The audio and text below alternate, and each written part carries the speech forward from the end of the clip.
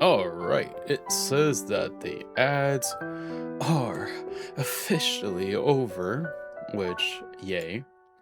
Let me knock down the music volume a tad little bit, just a tad bit. Hopefully everyone's having a good day. If you're not having a good day, I hope it does get better. We got some stuff to do today. We got some fun stuff to talk about. it is my half-year media roundup. I thoroughly enjoy, you know, I enjoy a handful of things and stuff like that. And I kind of the original goal usually, on Twitter, we do like a yearly at least people in the Twitter space, the Twitter circles that I'm usually in, we do like a media roundup thing. Talk about the stuff we have like played, read, watched, etc., through the year. And I kind of want to do this as our half-year checkpoint where I check in with the stuff that I have watched, but everyone else is free to participate whether you want to or not. This is not going to be like, only I can speak here. No. No, no, no, no, no. We aren't going to do that. It's just a fun thing to just sit back. We can talk, discuss, ask, and yeah, everything else in between. It's a nice little relaxed day. A little bit chill day, I guess. And also, we got some stuff to talk about at the end, so, we got that to do. But, let's get into this. And as you could probably see, there's a few hitters already as a little preview of, like, what's to come. I don't know if this is still gonna work. It does. Okay. A nice little, PowerPoint presentation to why my sales are down. But nonetheless, I've started off with comics. It's easily the biggest category that I have here, but also, comics is weird, and I'll discuss it probably more as I go along. I only recently really got back into comics, like in the last year-ish or so. The reason why I think there's like so much is because a lot of the stories I have read in the comics section is very short. Like, a lot of these stories are like, these things are only, like, I don't know, maybe like 5-ish issues at max, which isn't, sitting inside like 30 to 40 minutes, that takes time, but it quickly adds up and stuff relatively easy. For me, at least, I feel. So we're not going to comics first to get this going, and starting with Spider-Man 94. This was fun. The only so this takes place after the animated TV show and stuff like that, which is cool. If you ever watched the animated show and stuff like that, it's kind of a cool little thing to have, to know in the background and stuff like that, of like, let me turn down my volume just a tad bit more. Sorry. Not my volume, the music. It's cool to see how the TV series continues. However, this cover is very misleading. Getting into this, you would assume that all these guys were going to be here. No. It's a very cut and dry, very short run. It's... I don't know how I would put it. It's just, it was enjoyable, but like I kind of expected more, and the pacing of this was insanely fast for what you got.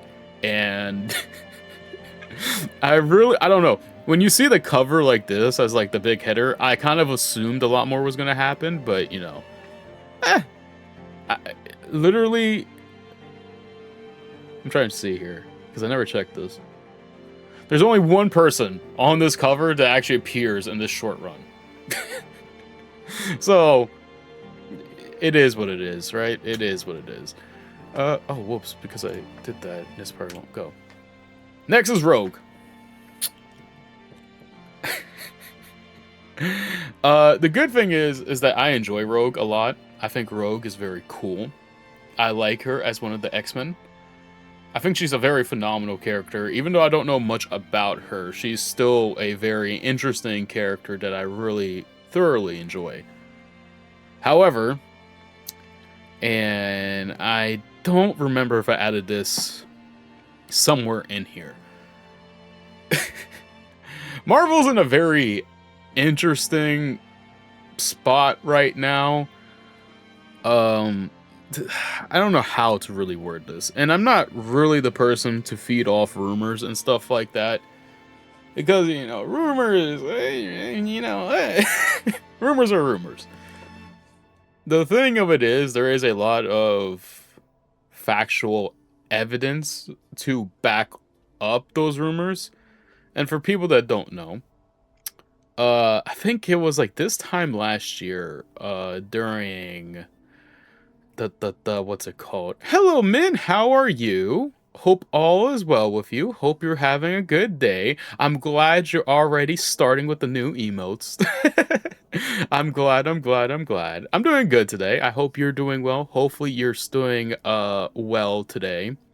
Hope you're staying cool too. And yeah, hopefully all is well. Ask a power scale question. Oh God, what is the power scale question? You've already started. Yes, there is a few new redeems and stuff like that. Hello, Jay. How are you? Hope all is well with you. Hope you're having a good day. I will I will export ice to you as soon as possible, man.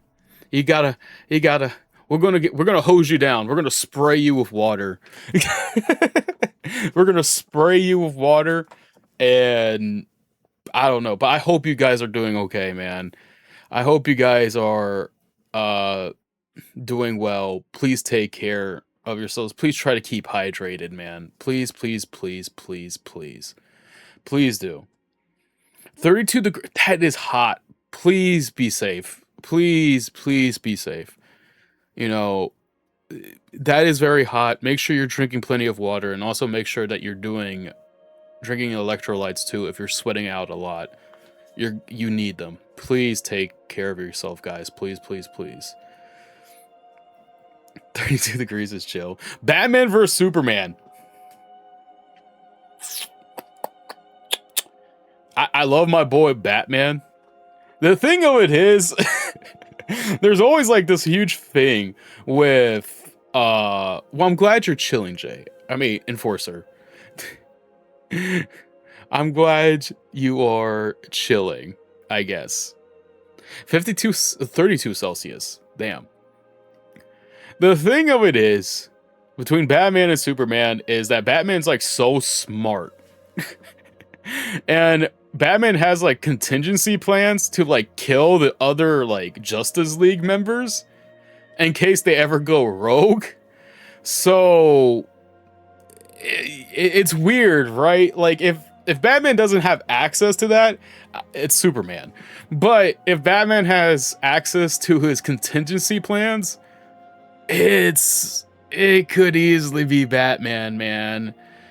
It's bad. Like, he has contingency plans for like everybody in case everyone goes rogue. And I think that's like the big thing is like, if you go rogue, he has a plan, and some of them are very diabolical, but it all depends on that. But without those contingency plans, I would give it to Superman. I would, if there's no kryptonite involved. Well, I'm glad you're having an incredible rain and a chilly breeze. I'm glad. And also, sorry, there's a lot of, as you can probably tell, there's a lot of new stuff. I am trying my best to figure out with how to keep the chat in a nice area where it's not going off screen. This is like the one thing that's very weird. I really wish this was on the left hand side. It's my only complaint, but I digress. Yeah, if Batman has prep time, Batman will probably win. If no prep time, I think it's Superman. Now I'll watch some comic book people come in and like beat my ass because of that. But to go back on track real quick, to talk about why this rogue run was so interesting is because, again, I don't like rumors. Rumors are very weird. But I want to kind of try to summarize this as best I can. About this time last year, Marvel announced that it was ending its Ultimate Universe, which was their equivalent to the Absolute Universe for DC. And what was crazy was a lot of the people who wrote for Marvel and who were writing the Ultimate series were shocked. They were blindsided by it. And they were pissed. So about a month goes by. There's rumors speculating about why they ended it. And right now there's a big fan theory that Marvel is resetting its world. Whether or not it's true or not, is yet to be seen. But a lot of the writers and people who were working on the Ultimate Verse are brought back for whatever reason. In the midst of doing this, let me see. There's something. Maybe it might be the music. Hold on. Oh, wait. There we go. That should fix it. I accidentally tapped the wrong thing, so hopefully that fixes it. So just let me know if that is better. I accidentally had it on the headphone setting instead of the mic setting. Long story short, the drawback because of this is that, like, people who were writing things like Rogue here, there's also another story that I never finished, which was the Storm run. They were told that, they were expected to do long series, like a long series for these things. But it changed. They wanted to see how things went. Even it was like super undetermined. Even if sales were good, there wasn't a good chance that you would be allowed to continue these runs. And I feel like this Rogue one suffered because of that. Like, the first issue lays the foundation for something long term. But because of how Marvel is doing things behind the scenes, it seems like a lot of stories got cut short than what they were planned to. There is a Storm comic that I read like the first 2 issues for. Same thing happened. The first issue, it sets up this long-term thing. The second issue was so abysmal, and it's so sad because Storm is such a cool character. And you could tell that Marvel, if they're resetting it, I really hope they do some of these people justice and stuff like that. It's just that, unfortunately, this stuff was, it's odd. It is odd, man. It really is. Thank you, Enforcer, for the 35 stream streak. I appreciate it. Thank you. And I don't know why it didn't appear. I think I know why, but I'm sorry about that. But thank you for the 35 stream streak. I appreciate it. Immortal Legend Batman. You guys are going to see some familiar... you guys are going to find out what my favorite superhero is, easily. This is a futuristic take on Batman. It was okay. Like, that's the best thing I could do about it. It's short. It's okay. It sounds like they're planning a part 2 to this. I don't think I'm gonna read it. I just really like the designs. The designs are really cool. For, like, all the Batman, Robin, and stuff like that. I don't know. This was just alright. I feel like that's the best way to, like, really put it and stuff like that. This is a long title. The Fall of X, The Rise of Powers of X. This is odd. I got this secondhand for like $10 compared to it being like 50, so thank God.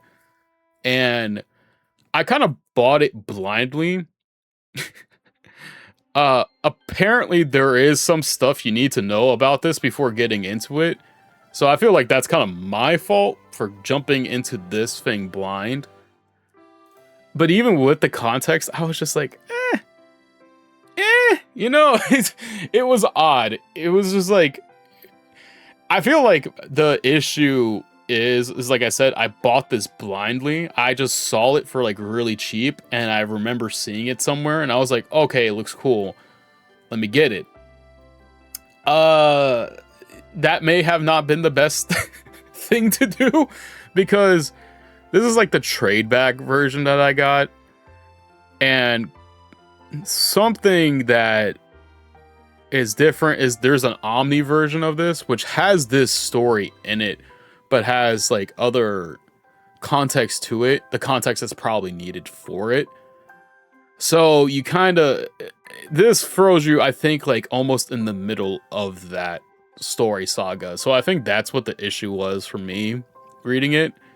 So I don't know whether, like, I enjoyed what I did, like what I read, once I got the context needed. So, I don't know.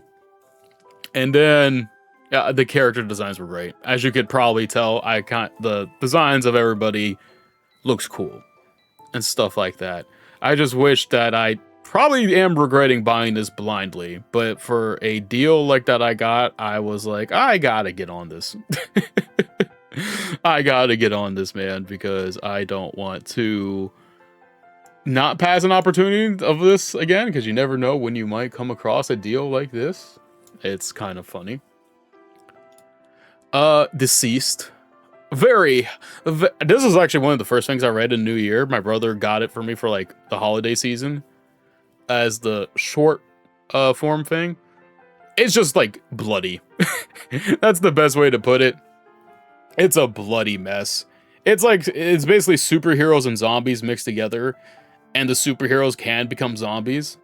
So if you're really into the nitty-gritty of stuff, which, I mean, you know, this was a fun read. It probably not meant to be read during the winter season. It probably should have been read during like our spooky season. Granted, but if you're into zombies, into the superheroes, and seeing how scary it would be being like in a world where superheroes could become zombies, you might want to check this out, because it doesn't hold back anything at all. It really doesn't. It really lets things just go, which I think is cool.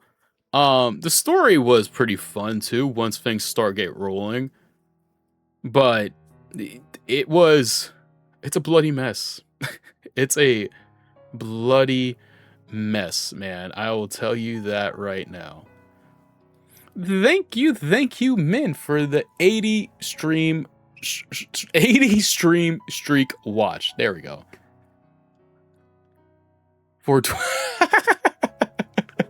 There we go. That's how we want to use that emote. That is how we want to use it. But thank you, Min, again for the 80 stream streak. And thank you for the nice known fact. Thank you. I appreciate it. Next one is the DC KO event. This is like a special thing that the Marvel and DC kind of do at times, where, well, I don't know if Marvel does this. I know DC does some stuff like this. This is kind of a very interesting thing. I don't know how to really word this without giving away a lot of spoilers, but the best way I could probably say it is, think of like all of your DC heroes, and it's a battle royale. DC heroes and villains. Think of it like that, and it's a battle royale for the top. That is probably the best way I could put it, because that is basically what it is. We're kind of in the midst of seeing the fallout of this stuff, so, you know, well, Enforcer, you kind of pissed him off, man. That's why he angry. But no, for real, that's basically the Thanos of the DC world. If you know who Thanos is, Darkseid is basically the Thanos of the DC world, and he kind of kicks off all of this in a very interesting way.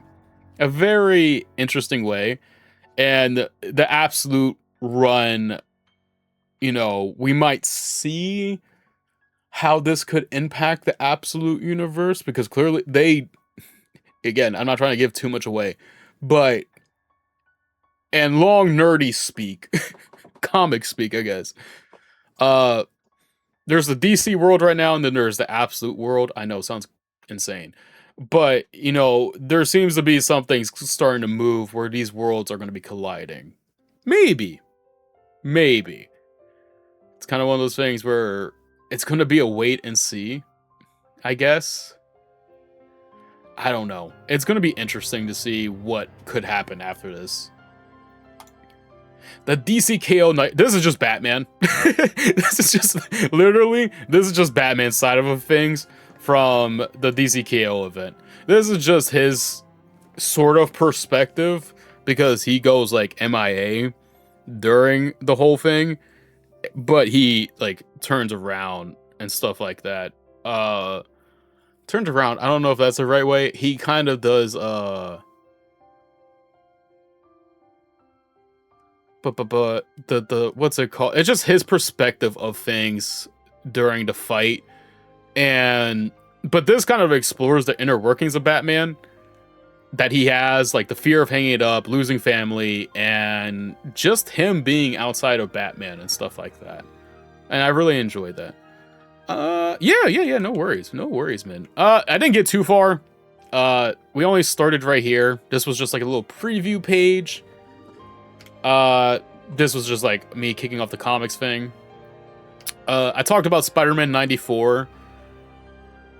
I enjoy this. However, if you were to get into this series, that cover is such a blue ball because there's only one person on this cover that appears, and I feel like with it being so short, the pacing kind of hurt it, man. It kind of hurt it. Rogue was a short run, but not necessarily supposed to have been a short run. It seemed like it was supposed to be a long run series. Unfortunately, got kind of cut short because of all the back workings of Marvel right now, which is driving like everyone kind of insane. Immortal Legend Batman, futuristic take on Batman. It was okay. Designs cooked. Fall of House of X, Rise of Powers of X. Bind bought this for super cheap. It's my fault for doing not any research. It's okay. But again, if I were to actually read how everything was going to go, this would probably change. So this is probably like one of those weird outliers where I may update this sometime down the road because I don't have the full context of like everything that happens in this particular thing. Oh yeah, no worries. Deceased zombies versus superheroes. Or zombies can become superheroes. So, oh, you were here since Rogue. Okay, so you didn't miss too much. Then. Okay, we'll go back to the next one. The Deviant. I have very mixed feelings about this. It's a very bloody murder mystery. It's actually very gruesome too. And there's a lot of themes to it because there's a lot of subject matters I can't talk about because I'm not in those certain communities. But from what I've been able to read about and just an outsider's perspective looking in, I think it does touch base on a lot of those aspects or those talking points that kind of get lost when it comes to this stuff, especially when it comes to murder and so on and so forth, of like how certain groups could, have evidence, they may be innocent, but because they're a part of a certain group, it kind of gets overlooked for XYZ reason, insert here. It's very interesting, right? And the only other issue I have is I really don't like how the murderer is found, but also there's a lot of questions as well that I feel like are still unanswered, which sucks.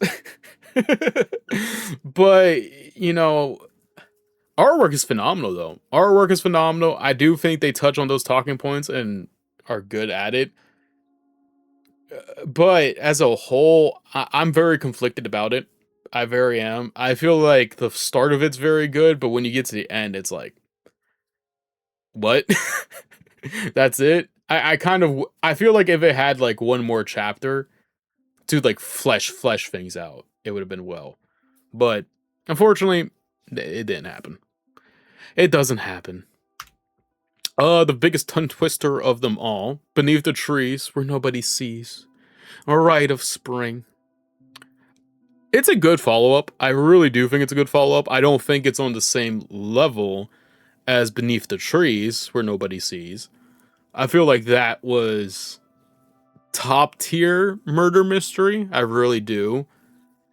But I feel like this one, as it takes a step forward and adding more realistic approach to it, I do think it took a step back and how and what kept this good in the first place. You know, again, I don't want to give away too much. I already feel like the cover itself kind of gives away a good chunk about like what this run was like. Unfortunately, like, it's the best thing I could do. Uh, it's very interesting and it does end on a note where there does seem to be another part to this. Another part that they're thinking of doing. However, I don't know. I gotta wait and see how it does. I'm gonna wait and see what it does before really talking about it. I think is the best way to put it. If it does go to a part 3. That is the question now, isn't it? Huh? That is the question, Min. Was the person inside the bear or the bear inside the person? That is up for you all to decide. I will say that it does such a good job of portraying people as animals. And you kind of get people that really match their animal very well. It's kind of uncanny. But, you know, again, another good thing, but I think I set my expectations too high. Excuse me. I set my expectations too high for it, which it just sucks, man. I really love the first one. I thought the first one was great. It's just, oh man. Oh yeah, thank you, man. I appreciate that. Thank you, thank you, thank you. And I'm sorry again. I am sorry about the chat thing. I don't know how I gotta like still experiment with that. I don't know if I'll be able to do it today, but I'll have to spend time looking at how to fix this chat thing because I can't really. Well, hold on. No, that does bad. That's bad. Never mind. I won't mess with that. Sorry. Find me muted. Oh, okay. It's nothing big. The next one, I know a lot of comics, is Cyclops. This is one of them that kind of got that weird thing where it was set up for long term, but it was going to be short. Luckily for Cyclops, it felt like they were able to revert that a bit, even though there was like undertellings of what it could have been. And I think that's what saves it the most, is them being able to revert that whole instance, which is unfortunate because the Rogue run suffered from that, and then the Storm one suffered so much, man. I stopped reading after 2 because I just did not like it. It sucked.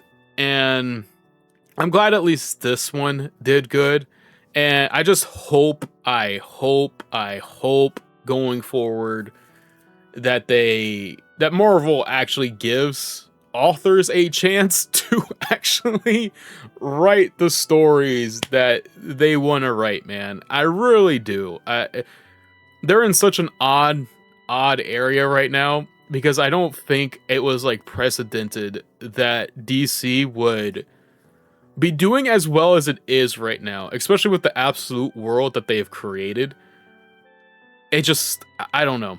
I really do hope Marvel lets their people write. I really do. I really, really do.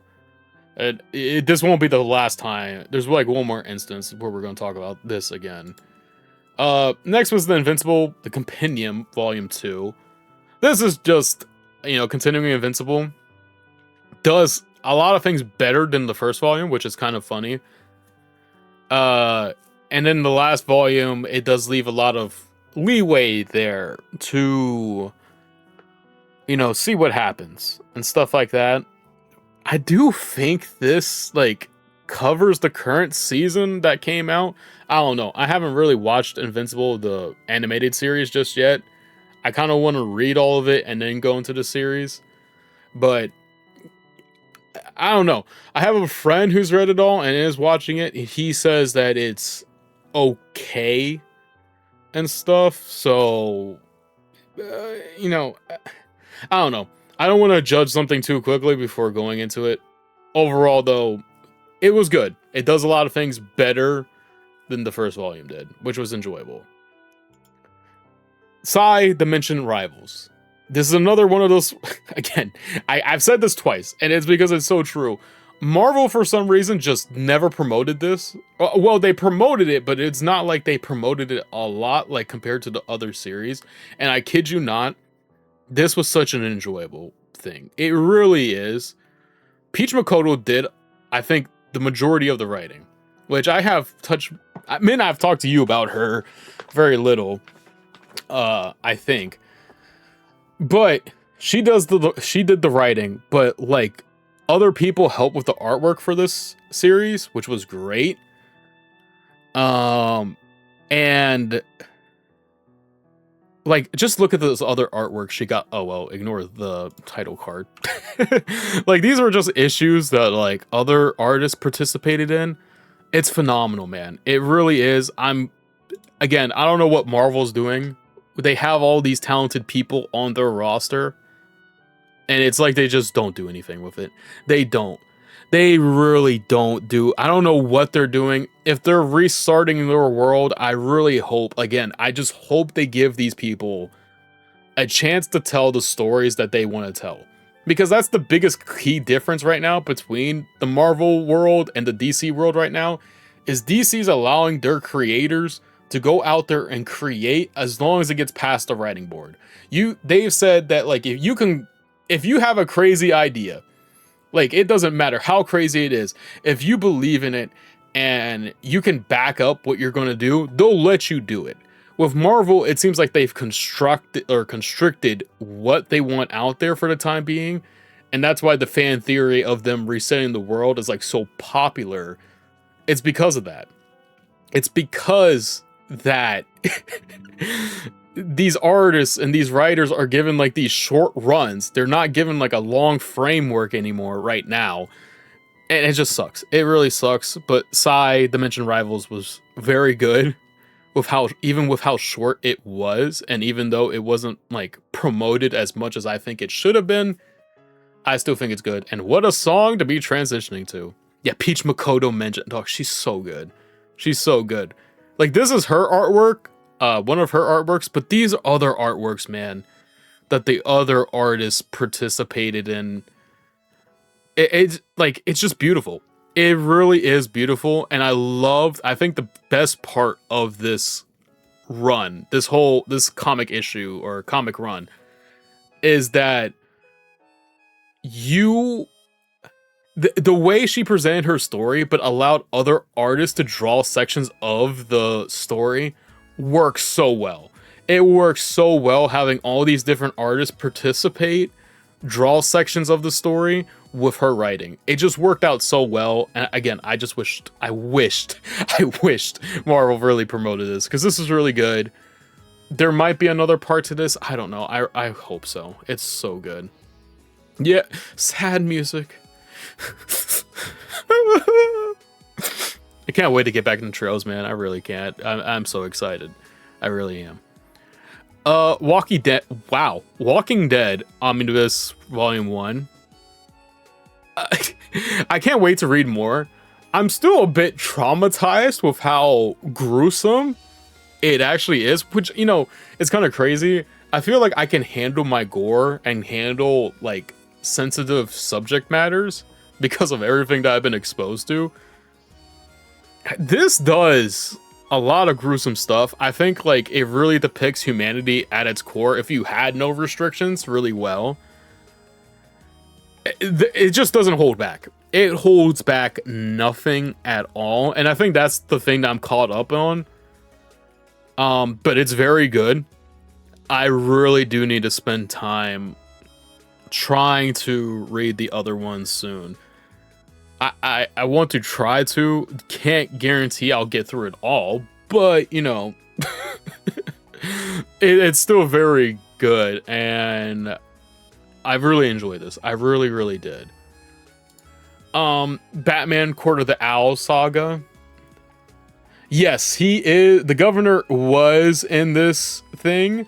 I don't know if there's anybody who wants to watch Walking Dead or read it. Spoiler alert, he is.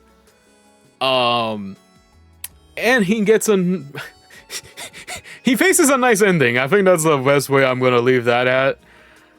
He gets what he deserves. He get what he deserves. He get what he deserves 10 times fold. Like, it genuinely is kind of crazy. I wish more stuff actually happened to him. Because even the way he went out, I wish more happened. Because fuck him. Oh man, I really do. I hated that. Batman, the Court of the Owl saga. I read this, so I got this for the holiday season too, because it was on sale. I want to put this out there too, just in case. Majority of the books and comics I get, besides like single issues of comics and stuff, is majority like secondhand or on sale. So I got this sale for like the holiday season as well. And in the absolute world, you know, the court was got announced. So I was like, fuck, let me read this really quick and see how it is. Because you know, I never, when you think of the Batman supervillains, or the villains in Batman's Gotham City, you don't think of the Court of the Owls. I didn't really know who they were until really reading this. They honestly, I feel like, could be up there with, like, I would say a Bane level threat or like a Riddler level threat, which is crazy. Scott Snyder, the guy who's writing Absolute Batman and also who wrote this, I think this is like the first introduction of them. So it's really interesting, man. Oh, don't feel bad, Jay. It's all good. Don't feel bad. If you want me to review anything, let me know. Let me know. But this was really good. I enjoyed it. The absolute version of these guys, they might be just as bad.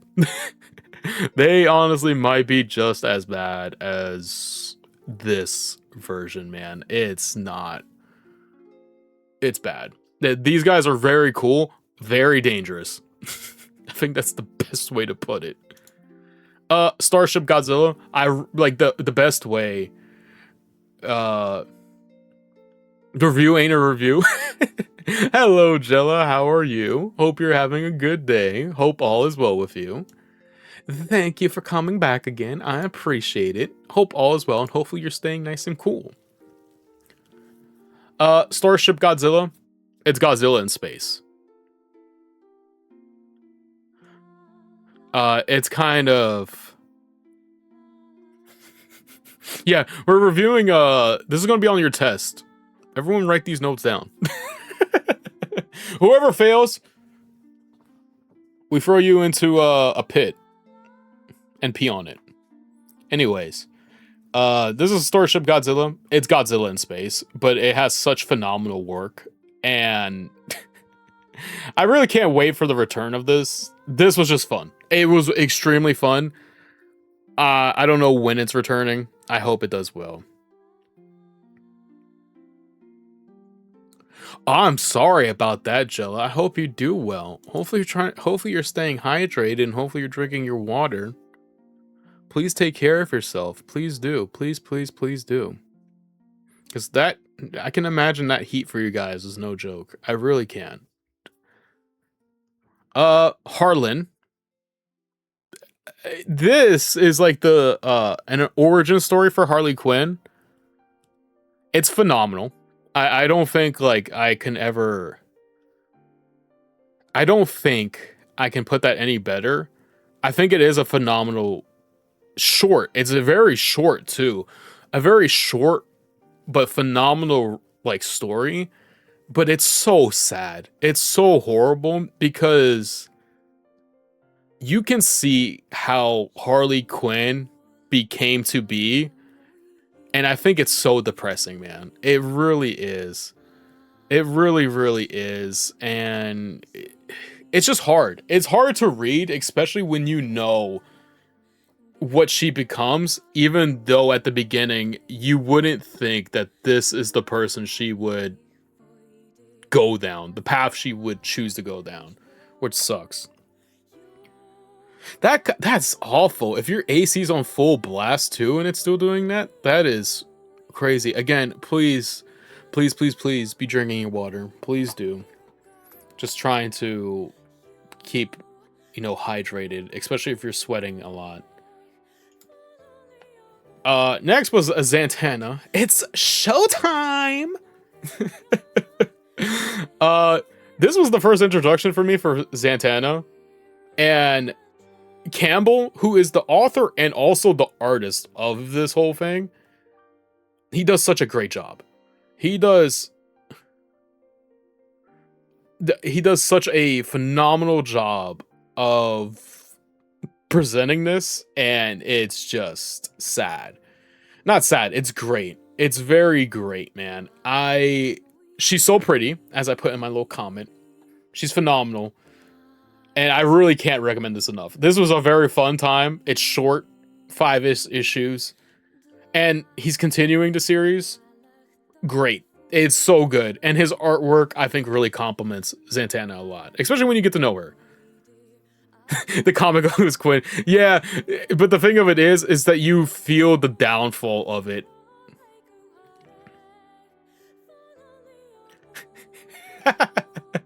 It's great. Everything is great. It's okay. If you're talking about Harlan, it's great. But the thing of it is that it's so sad to read because of what she becomes, especially like early on when you know like what she becomes. But the person she was at the beginning, you wouldn't think that she would turn into Harley Quinn.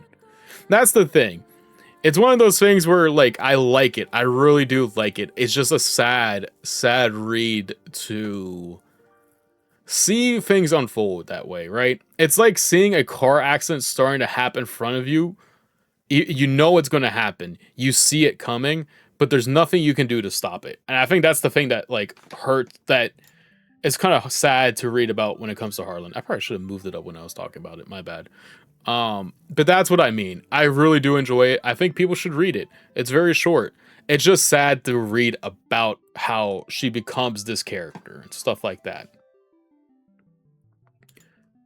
Next is Exquisite Corpses. This is a phenomenal first season. It's quote first season. And if I were to sell you on this, I would say you get a bunch of people who are good at killing. You put them in a town. I sound like a Martiac? What? Is my thing really that bad right now?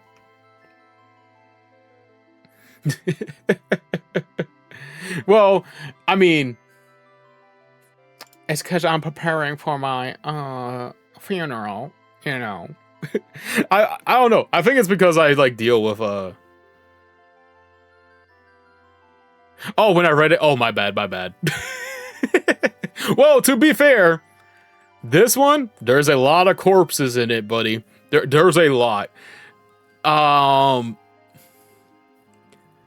If I were to sell this on people, let's say you get like the 12 top, not even top, just 12 killers. 12 people that are notorious killers. And you stick them in a small town, and no one's allowed to leave that area until one person's left standing. That is what this is. And it is gruesome as hell. They do. I saw rumors. I don't know if it's like technically confirmed just yet. I think it might be on the verge of being confirmed that it is getting a movie or a TV show, something like that. I really don't know how they're gonna do it. Given how grotesque some of the deaths are, like some of them are pretty bad, man. They are pretty bad. you know,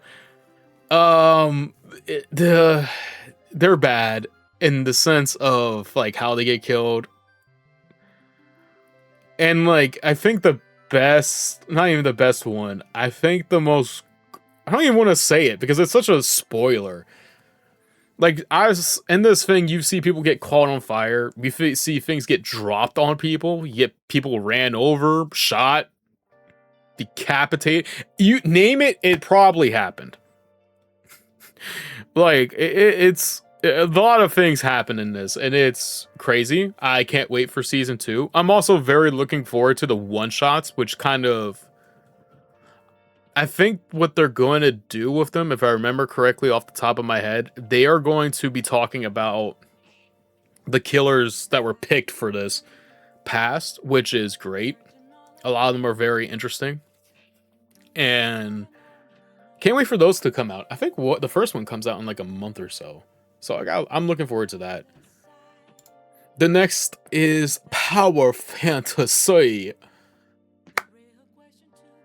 I'm gonna be honest. I wasn't sure if I was gonna like this after reading the first like issue.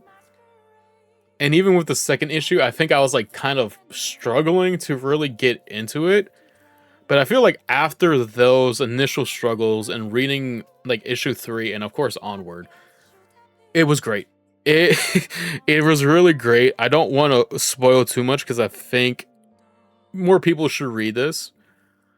I can't wait for the second part of this to come out whenever it may be. I know the author's like Gillian is writing so many different things, so I think he's taking some time off, which, you know, rest up, King. Do as much as you need to do to do that. But it's so cool, man. I don't know how to really sell you on this besides like these people who are in power have the power to destroy the world. And you kind of get like and I don't know if you want to say insight, but like how they would communicate and how they talk about things is not like how normal people talk about, obviously, right? Because they know they're this all-powerful being. They know that these, like, they are who they are. And I think that's the scariest part about this and the most interesting aspect of it, too. Because some of them still have their morals, some of them don't. It's all about how they go about it. It really is. And the last, like, 2 parts, the last 2 issues of this, works of art. Works of art. It's so stunning, especially the last issue. It's so good. So good. This is kind of a funny thing. Transformers, the Daniel Warren Johnson run of this, which is about 24 issues, if I remember correctly. 23 or 24. Don't remember which one it is. First of all, it's Transformers. I don't know how no one would like Transformers. But this is like the most easiest sell I think I could probably do. It's easily the most fun I've ever read. This is the only thing I've read of Transformers wise.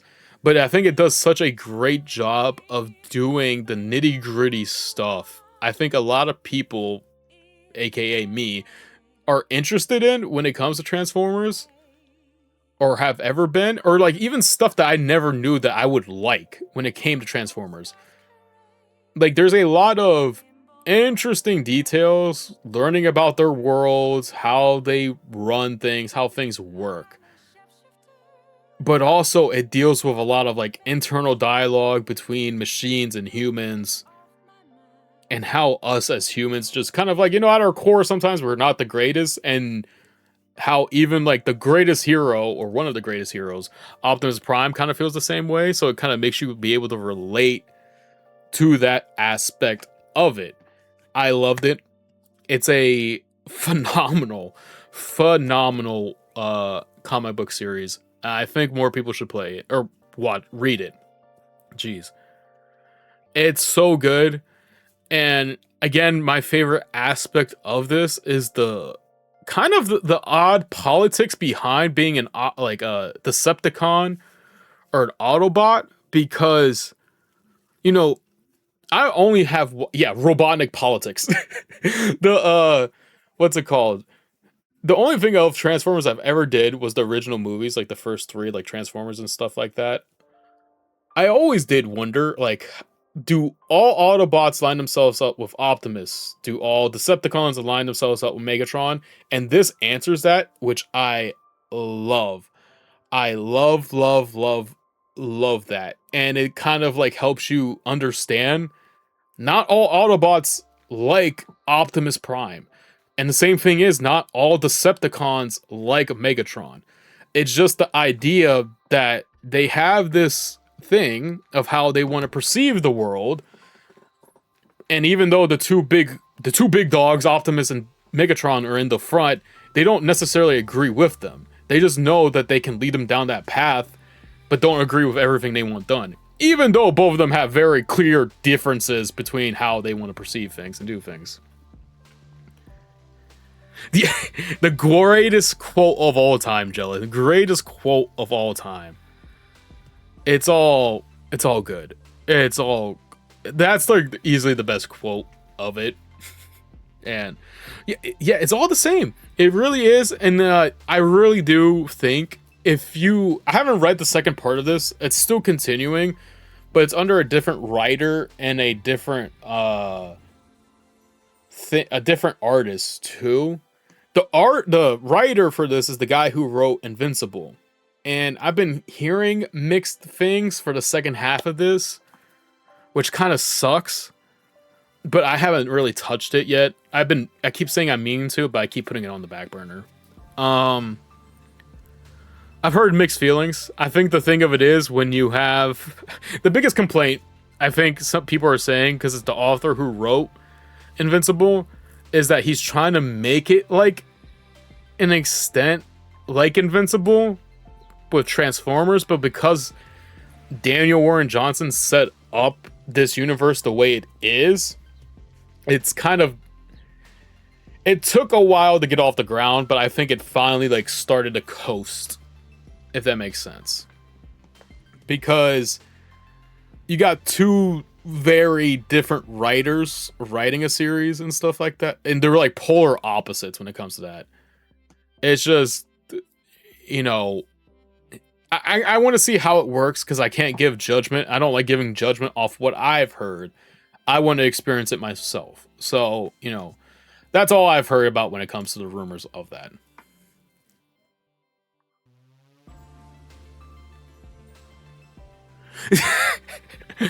I don't remember which one it is. I think my favorite like Transformer thing, and ads are coming soon, great.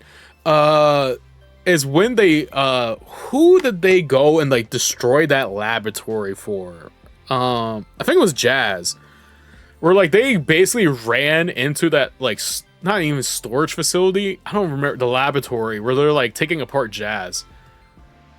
And they just like destroyed that whole building and stuff like that. I don't remember which movie it was in. Hold on. Let me pull this up.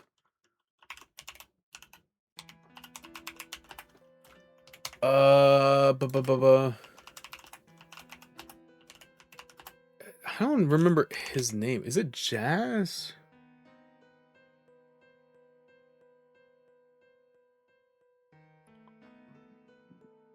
I think it's Jazz, but they didn't save him. They just like go into that building and like murder basically the whole laboratory. I think it's Jazz.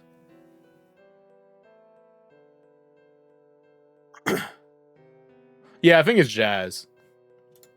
Gazz. Jazz. These are just one-shots, one-shot comics. Red Hood versus the Joker. It was a DC KO event that was taking place. Unfortunately, I kind of knew what was going to happen with it. I was still disappointed. Oh, it's Ratchet. It is Ratchet. It's not Jazz. It's Ratchet. It's when they went into that laboratory. They're like, they're they're doing something. I forget what his technical term was for like him saying it, but he's like, they're defiling Ratchet, and then like all the Autobots pull up on on them. That is like my favorite scene. One of my favorite scenes of all the Transformers stuff, man. Absolute Batman Arc M. The only Absolute Batman thing on here today.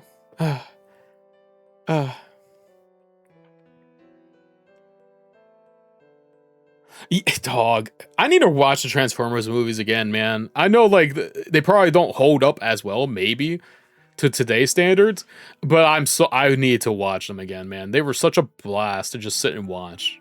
They're really fun. They really are. Arc M, it's very cool. And it builds, this is more of like a world build-up issue for Arc M.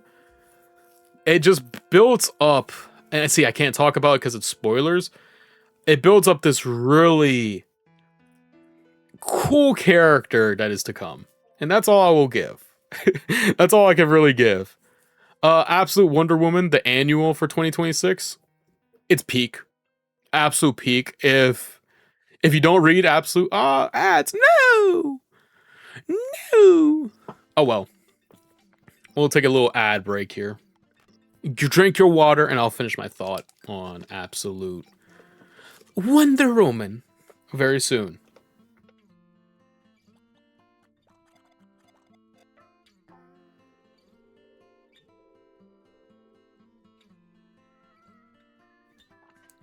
But for everyone that's here, I do have, well, we'll show it off. There's a couple things that I'm going to show off at the end.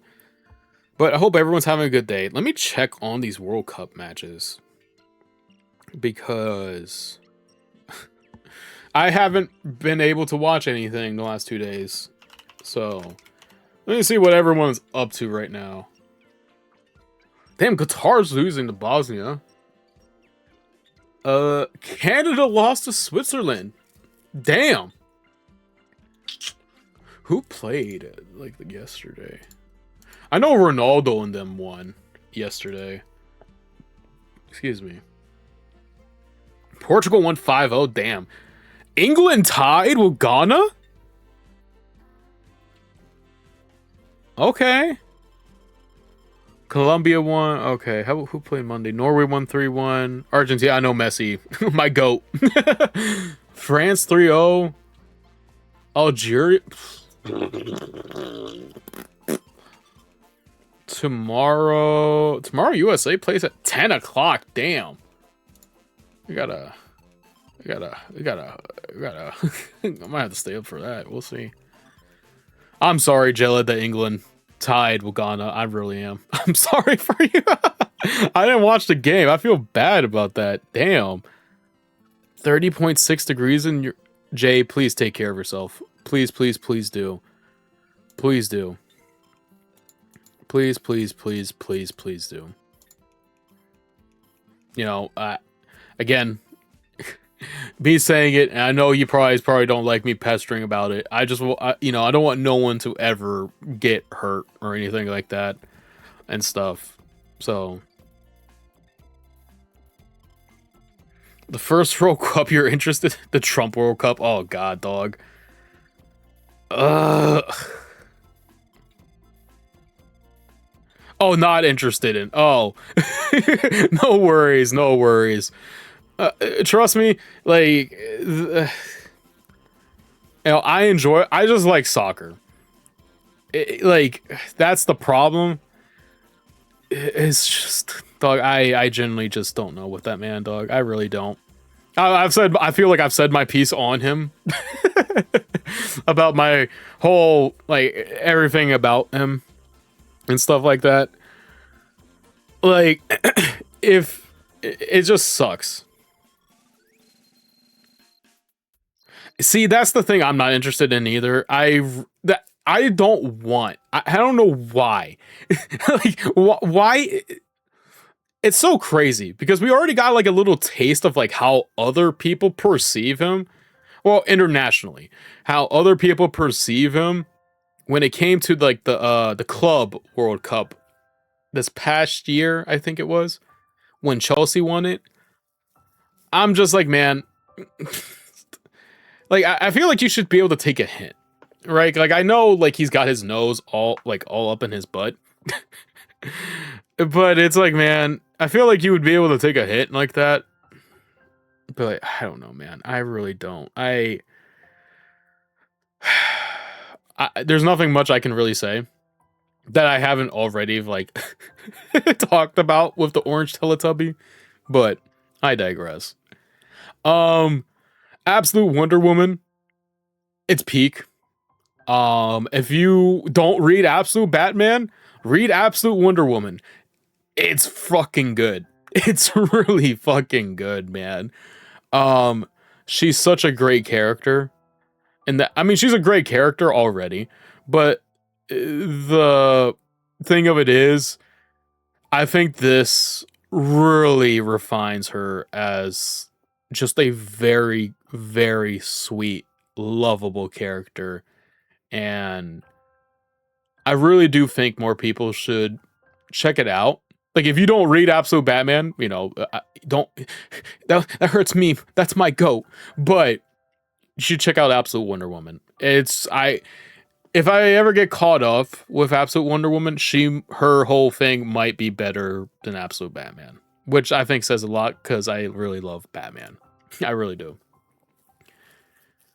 Yeah, I'm pretty sure he is. Like, I wouldn't be surprised if he is. I will be shocked if he isn't. I think it depends on where well, no.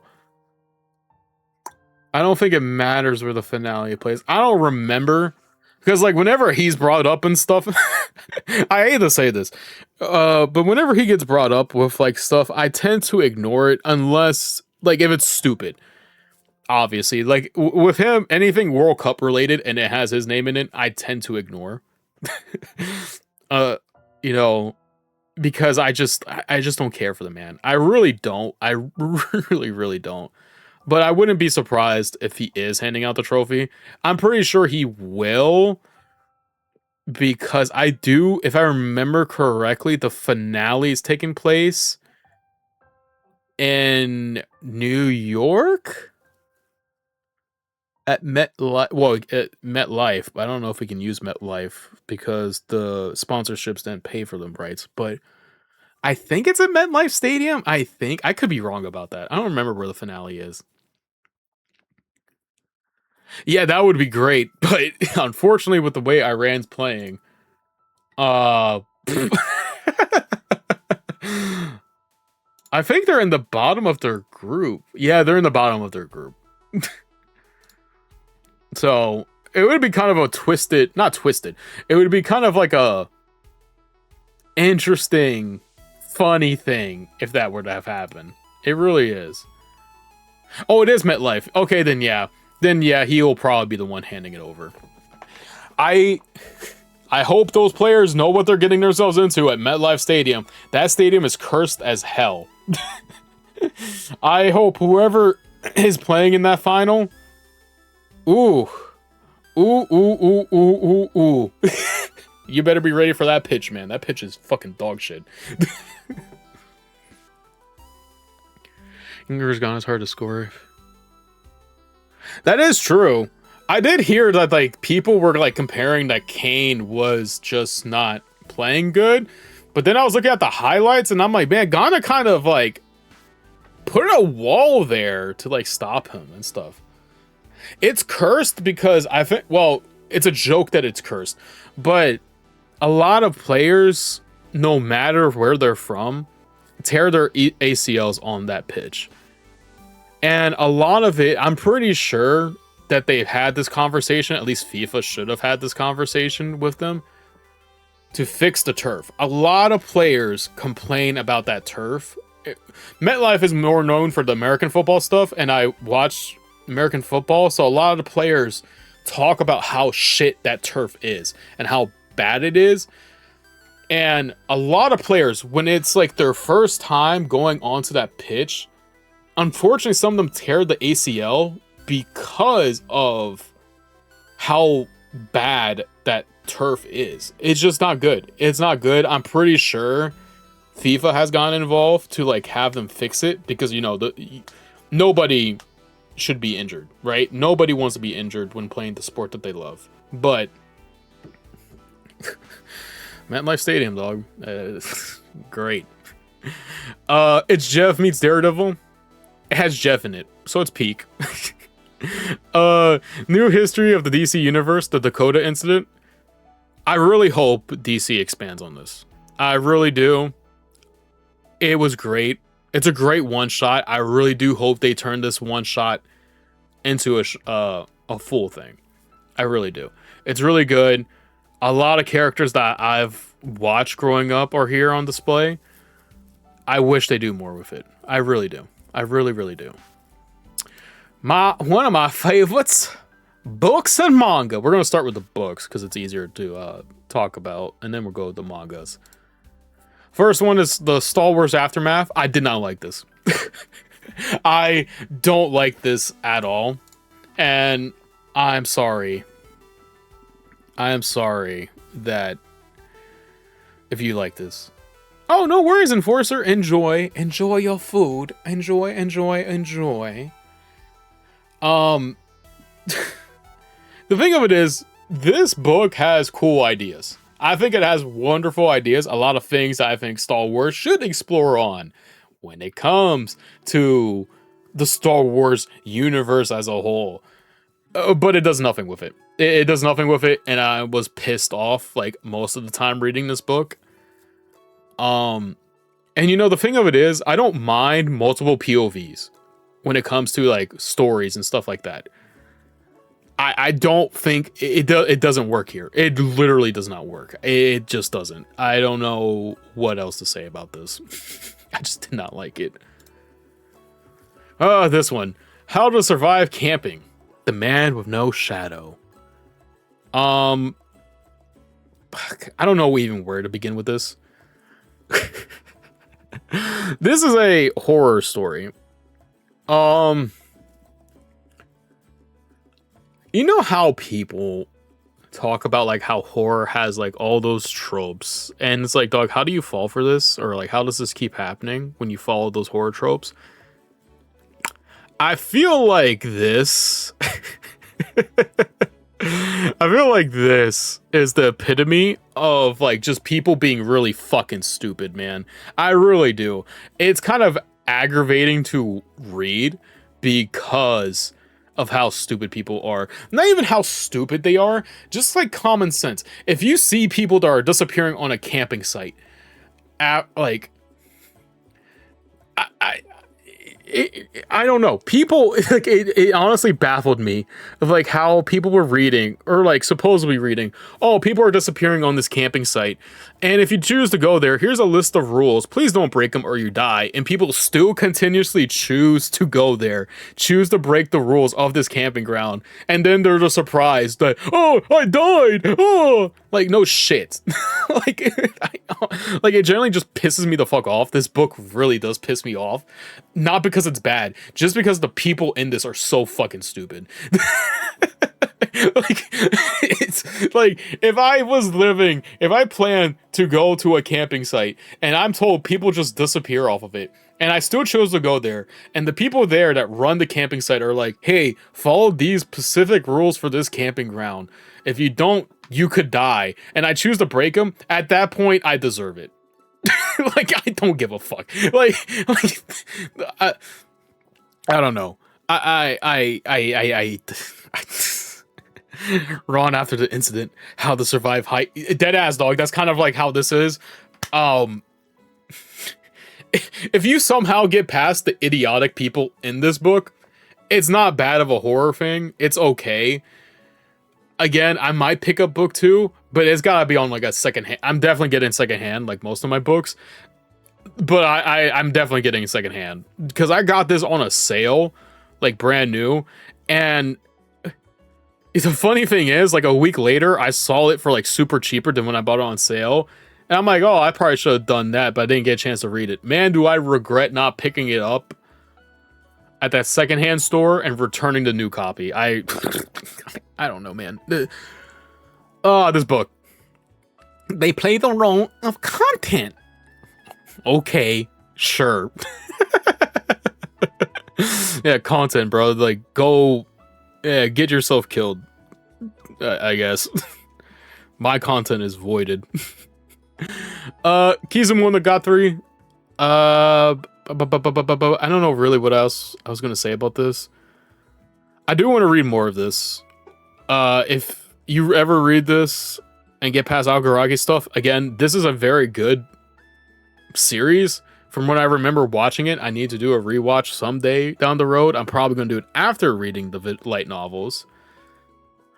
Same. One day I'll be watching Monogatari again soon. It's been so long, and I only watched like a part of it. And again, I feel like Algaragi is the one that deteriorates this like series a bit. I don't know why I don't remember him being that bad, or maybe it's because my taste has changed since the last time I watched it. But man, some of the shit he be doing, it's like, brother, okay. But other than that, it's not bad. It really isn't. I do want to read the rest of this one day. I really do. Legends and Lattes. This is kind of gonna be really quick. It's very relaxing. It's I think this is the shortest book I have read so far this year. It's like only 200 some pages, which is a lot, but compared to some of these other ones, you know. It's very sweet. It's short. It's a very relaxing story. And I can't wait to read the other parts of this. I don't remember fully off the top of my head. There's 2 more parts to this. I think one of them is like an after story to this, which I would look forward to. The other one's like an extreme prequel, I think. I could be wrong. But this is a short, like, fantasy world. Ogre and an incubus open a coffee shop together. It's very cool, if you ask me. It's very sweet. It's extremely relaxing, and I think it's one of those ones where I don't like saying, like, you turn your mind off to, but it is something that you can engage with, have fun with, and still, you know, you don't have to be fully locked in, I feel like. And it's just, like, one of those things that's really good. Really, really good. I highly recommend it. I really do. It does. It actually does contain quite a few. Well, okay. It does contain them, but it doesn't, like, really fully go into the brewing stuff. It only does it when they first introduce an item to the menu, which is very cool. Like when they introduce like their croissants or these like cakes, or even the first like lattes and stuff like that. It goes over the steps of like what they did, how they're doing it and stuff, and it's just so cool. It's so cool, but it has the fantasy world twist. So like, there's some ingredients in there that like you know we don't have, obviously, but it's so cool, man. It really is. It's lovely and it's sweet. The Hobbit, The Hobbit, Buckles. Coffee shops, man. I know, right, dog? It gets you wanting to open a coffee shop yourself. It really does. The Hobbit. I see the hype. I do. I can't wait to really explore Lord of the Rings. This is my first like real take into the world of Lord of the Rings. And I feel like The Hobbit kind of set me off on this good thing, and I'm very interested in it. I'm not a coffee person either, but like when you got like shows or books and stuff like it, they cook whenever whenever a show, movie, book, whatever it is, does coffee, like the coffee is the background premise, it always cooks. It always does. And I love it, love it, love it. I really do. I really, really do. The Hobbit, I see the hype. I can't wait to explore more Lord of the Rings. I think for the rest of this year, my main goal is to finish up the rest of the Lord of the Rings stuff, the other 3 books. Um, and then I can actually start watching the movies. So I'm looking forward to that. I think that's my goal for the rest of the year when it comes to books. I saw AJ had a good time again on a stream today, probably. Talking about Tokyo Ghoul. At least it looked like it from when I was able to glance at my Twitter for a quick bit before getting on. It seemed like he had a good time. Yeah, I didn't get to watch it. I gotta watch. Low key, I gotta break my streak. And I'm gonna have to watch last week's. I might have to. This is the problem. I don't want to spoil myself of my reread, but the points that he's like posting on Twitter, I'm like, fuck. It looks so. I want to see those moments, man. I need to see those moments. I really, really do. The next one, Blood over Bright Haven.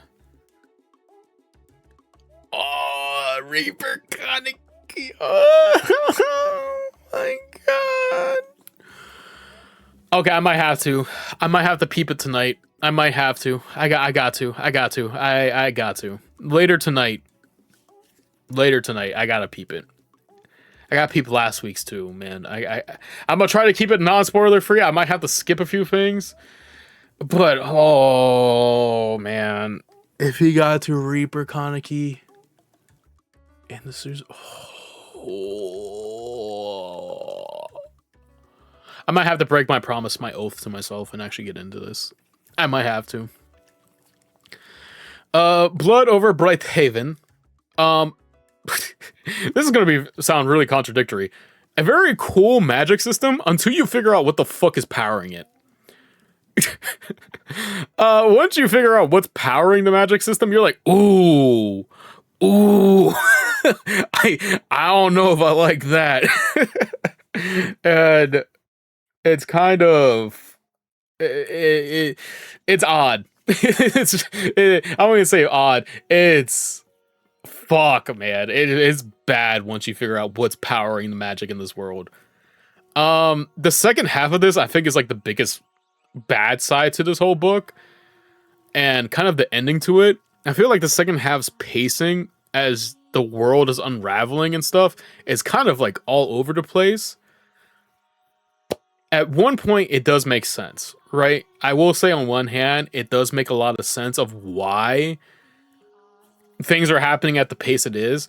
It's just that, you know, I think it could have been done better, I think, from my perspective. Give or take. It's still a great book. I do recommend it. I kind of do wish there was a sort of epilogue to this, because, again, without giving too much, I kind of feel like at the end of this, you're kind of left with... I was left with this feeling of... I wish I had more. I just wish I had more at the end to kind of confirm things, because everything is kind of just left up in the air, sadly. But it's still a good book. I enjoyed it. ML Wong, I do want to check out her other book. I think it's like, I forget the name. I heard her other book was better than this, so I'm very interested in it. Children of Time. So, fun fact about this. I forgot to mention this. This is actually a very funny fact. I did put this down. I bought this from my secondhand store for like really cheap. I didn't know this was the UK version of the book I got until I started looking for book 2. And the only reason why I found this out is because I have a tracker on my phone for when I read for the day. And I put in like the page number and the barcode and stuff like that to the thing. It says, oh, you have the UK version. And I was like, UK version? I don't think so. But come at the end, it is the UK version of the book. It doesn't change anything about it. Like, everything's still in English. I just find it very funny that I have this random book. Not a random book, but like I don't know, like I don't know how you would be able to find a difference between the UK printing of this to the English version of this until I went to the bookstore, like a new bookstore, and I was just looking around. the US version of this book is actually smaller for some reason, but still legible. Like not like a mass paperback version. It's just smaller, and the UK version seems to be like more thick and stuff. So that was pretty funny, to me at least. um, at least that's what I figured out from the thing. I could be wrong about that. This is a very cool sci-fi thing. It's extremely cool. I don't want to give away too much. I really don't. I just think of like humanity's last like chance of survival is on a distant planet, but we accidentally drop something on that said planet, and a colony of a certain spider species start becoming human-like. And that's all I'm going to say. It's extremely interesting. I never thought I would probably pair myself, like, be like rooting for spiders of all things to win. Never found that. But you know, yeah, there we go. Thank you. It was, I don't know really how else to say it. It was just like, I never thought that the differences between a book would be so subtle when you purchase it from the UK compared to here to the States. But I don't even know how it got here. Like, that's the thing too. Once I found that out, I was like, so who the hell like turned this book in, went to the UK, purchased this book, comes back to the States and like turns it into a secondhand store? So I'm like, very, very interesting to say the least. Next book, the final book for this like list. Yeah, you came from the UK, came over here, dropped it off for me. Thank you. I appreciate it. It was a great book. Thank you. More recommendations, please. 1984. You know, again, I've kind of made my stances of like my beliefs in the world and stuff like that. I don't think I really need to really I mean, like, if you have a question, ask. But, you know, I've talked about, like, my perspective on this world and stuff like that, and what I believe in. This book is very scary with how it talks about the world, with it being, like, over so old. Like, over almost 100 some years ago. It's scary of how it was able to predict things in the way that the world is right now. And stuff like that. No, this is Nier Replicant. This is Nier Replicant OST. I had to make sure myself. This is the Nier Replicant OST. Amazing OST. I need to play Expedition 33. One day, we're gonna play Expedition 33 on stream. I already know. I mean, it's gonna happen. But I really do.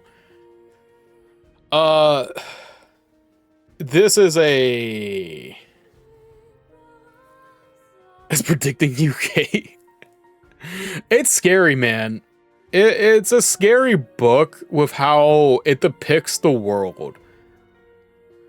And the thing of it is, I think what makes it scary is with how long ago it was written, and then how on the nose it is with certain aspects of the world and stuff like that. I do recommend it. Obviously, I think you should give it at least a try. Try it and see if you like it, because like there is this whole thing, and my favorite one of, not even my favorite quote. I don't know why I was going to say that, but what was I going to say? Now I lost myself. My favorite quote from the book is, "War is peace, freedom is slavery, ignorance is strength." And I think that sells the book in itself. I think that's the quote. I could be wrong about that. But I think everyone should check it out. It's something, man. It really is. The boy slam dunk, baby. Yeehaw. I don't know why I added a cowboy thing to it. I love basketball. Funny thing is, I started this last year, finished it this year, so it still counts. Slam dunk.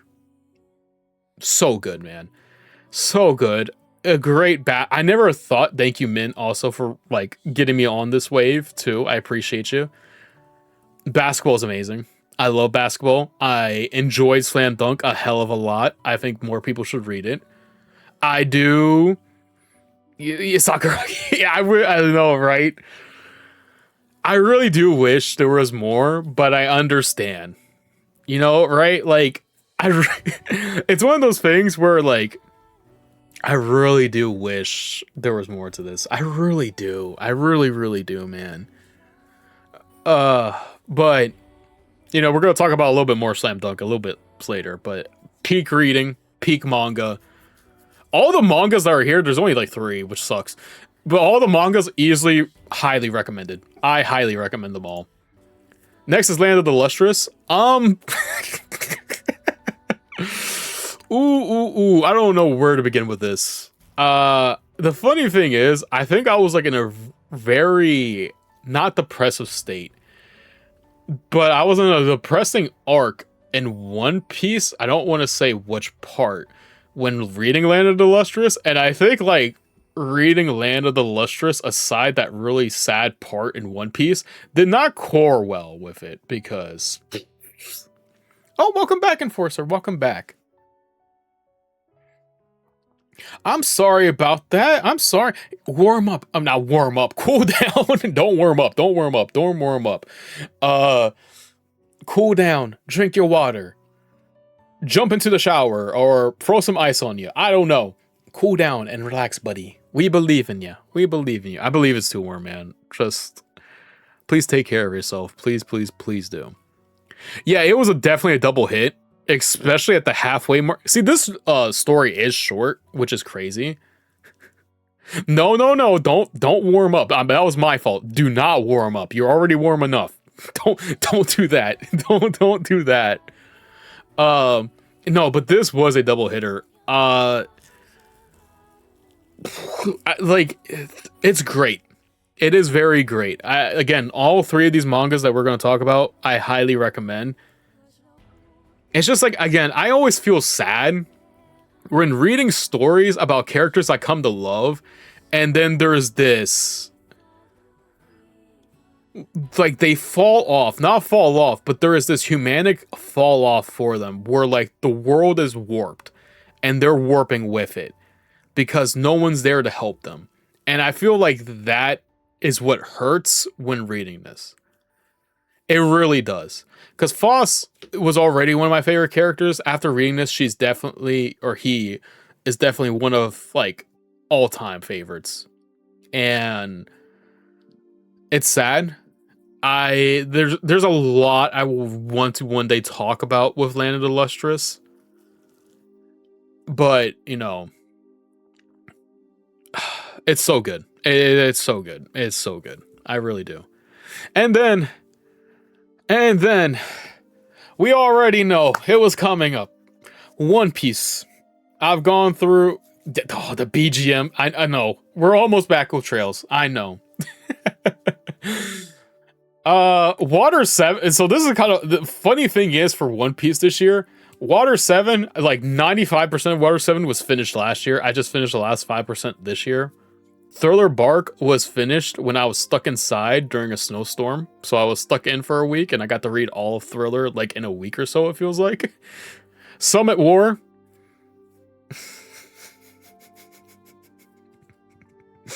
Ooh, Summit War. Yeah, because it's really, really, really, really, really, really, really, really, really, really good. And I'm really, really, really, really, really, really, really looking forward to the post-time skip reading. I really am. I'm already enjoying it. I'm already on Fisherman Island. I'm enjoying the hell out of it a lot.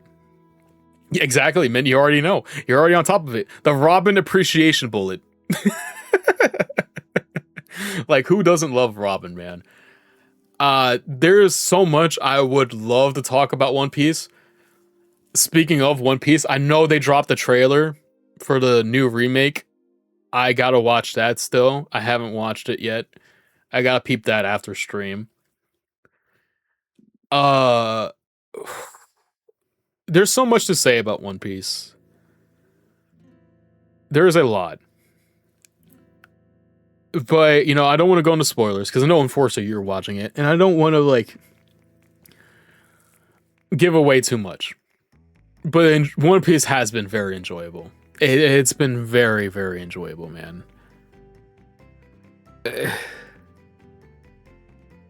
Also, like, Robin's just such a beautiful character, man. I love Robin. I love her dearly. There's a lot to say with One Piece. One day, I will. I've been documenting my thoughts and feelings on it.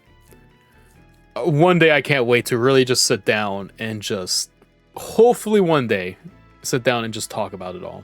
Because it's really good, man. I never, like, going into it, of course, you see about One Piece and you see how long it is. And I think like that has been the biggest turnoff for a lot of people, myself included at the time. But it's been worth it. There are some aspects of it that I don't agree with or don't like. But they're so far and in between at times. And it's just good, man. I can't wait to see what happens next. I really can't. Oh, that's good. I can't wait. I've heard she does so good of it. I really can't. I hope she's still kicking, dog. I hate to say it like that, but I hope she's still able to do it really well. I really do. Next is anime, movies, and shows. So this is gonna be kind of like this is short to an extent. Michael. I don't know how I want to put this because I'm not the biggest MJ fan, but this was pretty good. It was good. I just felt like, for something that is kind of like told to you that this is a Michael Jackson movie, this does a lot more with the Jackson 5 than does Michael. So I think like that's the biggest negative. I still enjoyed it though. No, for real. Like I like from the things you've sent me, I want her to rest, and especially like given her age and stuff like that. It's just like, man, I just can't picture anybody else being her, being him, and stuff like that. Which, it sucks. Scavenger's Reign, awesome, cool sci-fi show, animation show. Unfortunately, thanks to thanks to how we do things here in the States and have a bunch of shit ass fucking companies running it here, this thing will never get a second season because of the licensing issues this thing had, being transferred from one company to the next to it getting lost and just never getting picked up again. I hate corporations. I really do wish that we got another season of this. And it just sucks that the licensing for this thing got lost. Not lost, but kind of got pushed around because fuck all, Netflix, HBO, and all of them were just, I don't know, dog, playing with their dicks or something when they were working with this. I really don't know what's wrong with those corporate people. I really don't. Other than that, cool sci-fi show. It takes like an episode to really understand what the fuck is going on. I will give it that. It is very confusing because the first episode I was watching, I was like, am I supposed to watch like a prequel or something to this? But no, it kind of explains things at the end of the first episode going into the second episode. I do recommend it. Pretty cool sci-fi thing. Again, fuck corporate. Sunny Boy. This is I don't know how I want to explain this experience. It was good, but it's extremely odd. It's extremely odd. Kicker OST. Amazing OST. There's a lot to take away from it. I believe it does a lot. There's a lot of themes, talking points, and stuff like that it tackles. Kind of like the thing I wrote here, like how the future is scary, but you actually have to face it head on to grow. There's a lot of things that are interesting about this. Yeah, I did. I did watch it this year. It was an interesting experience, and I see why people don't like the ending, but I thought it was okay because it's a realistic approach to what it was doing in the first place. So, not bad.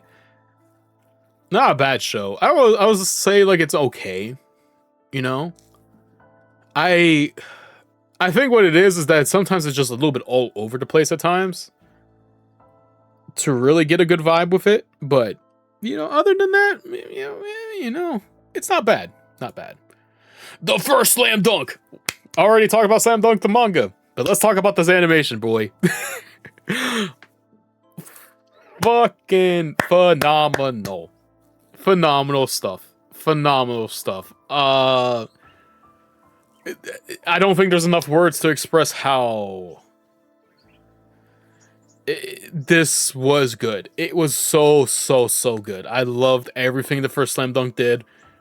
Loved it. I love this animation for this. I think this animation's phenomenal. It's great. It's great. Oh, no worries, man. Oh no, yeah, I can see that. I'm not gonna lie to you.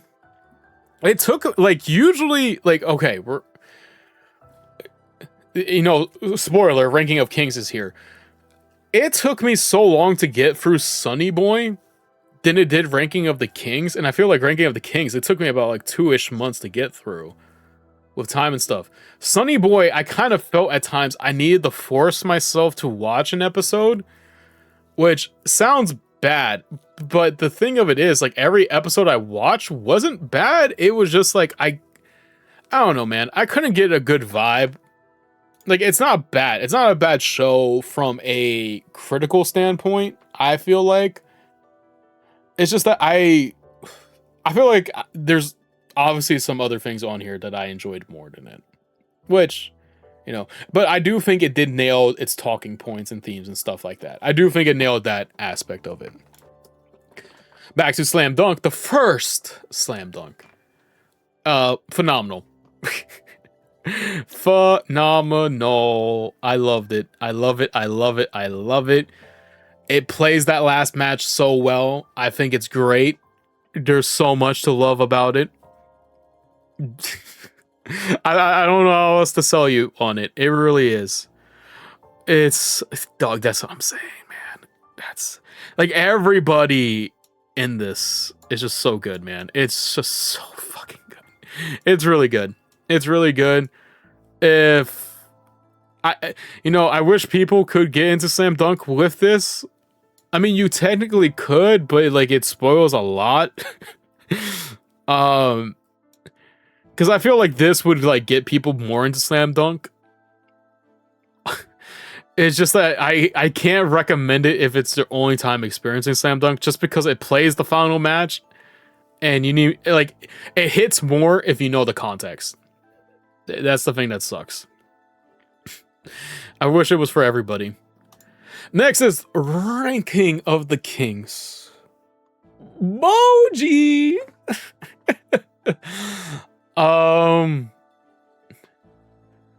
Yeah, what's kind of funny is when I first was watching it, I didn't know what they were gonna do. I was a little confused. I was like, oh, this is a different perspective in this whole thing, but it was great. It was exactly. It was magical. It's crazy. It's so good. It's so good, and I love the way they did it. I loved it. I loved it. I loved it. Oh, they did it from one shot. I'm gonna have to peep that. Ranking of Kings. It's great. It's actually very, very good. The funny thing is, I think what put me off the whole time of funny enough, I think what put me off on watching this series, it's Oliver. You know what? Low key, it could be. It low key could be. It's actually Boji here. I think I was like, bro, why is this kid shirtless? in this like thing, bro. I was like, man, what am I gonna watch when I do this? I think that's what put me off the whole time when getting around to it. But when I finally did, I was like, oh, it's actually just like kind of a bit.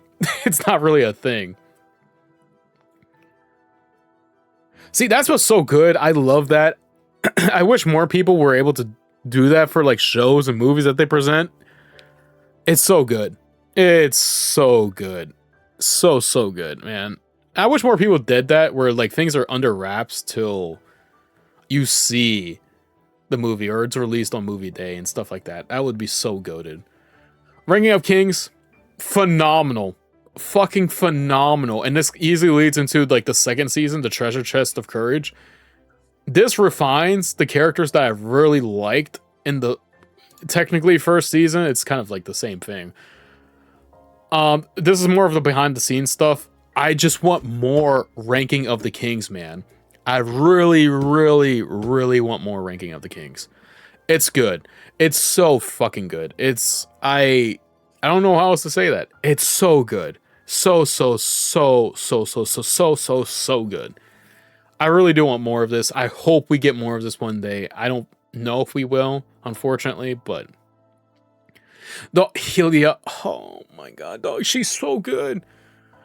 She's so good. It's definitely, oh hell yeah, dog. It definitely is. Dog, all of these characters are so good, man. Like that's the thing I think I love the most about this is that every character, even the bad ones, quote bad ones, are good. And it's just so good. I don't know how else to talk about it without going to spoilers. I do recommend watching Ranking of the Kings. It's so good. The characters is what easily sells me on this. You have characters from all sorts of different backgrounds that I think complement each other so well that it leads to this whole story of becoming a king through the perspective of someone whose death, which I do love that. I love that. Like again, I'll always say representation always matters. I do believe in that. But when you got somebody who is supposed to be king, they are born handicapped. They're not supposed to be king, but they rise up to kingsmanship and stuff like that. It's such a good read. It's such a heartwarming read. And of course, Bojji isn't like a normal person, but I think it does that very well. Dog, yes. She's introduced as the second wife, and she's considered like a stepmother. Not even considered. She is a stepmother, but she is she is Bojji's mom, even though his mom is phenomenal. His mom is phenomenal. Helia, I couldn't have said it more. I don't know, like without going into spoilers, she is phenomenal. There's just so many great things about Ranking of the Kings. It's just so good. It's so freaking good. Yeah, a lot of great dynamics, amazing dynamics in this series. I love it. I don't know what other animations I'm going to be watching for the rest of the year. I'm still like sitting on a couple of things, but it could be Ranking of the Kings could be my favorite from the year easily.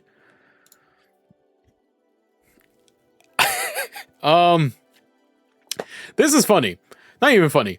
Obsession. It's been all over everywhere, I feel like.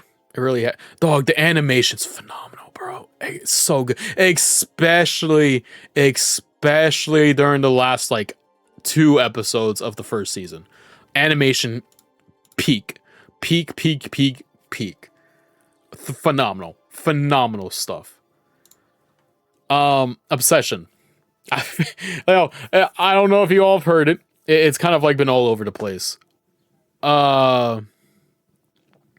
You should, Enforcer. They're really good. If you have any questions, feel free to ask. The reason why I don't like talking about spoilers is because in the hopes that maybe something I say or maybe you looking at something here gets you peeked into looking at that stuff, looking it up.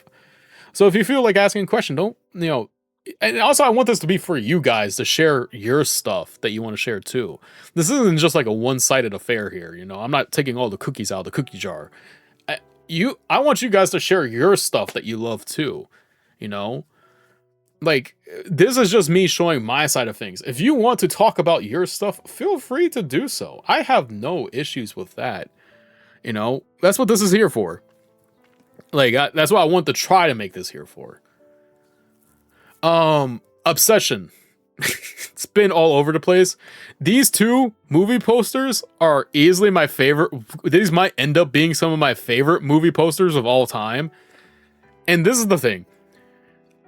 I have talked about horror and stuff like that, but one of the scariest things, this might get like a little, I don't know if this is, I don't think this is TMI, but one of my personal ideologies when it comes to horror, or like just people in general, is I feel like you can tell a lot about a person when you look at their eyes and stuff like that. I feel like you can tell a lot with how they feel. You kind of get a vibe off them and stuff like that.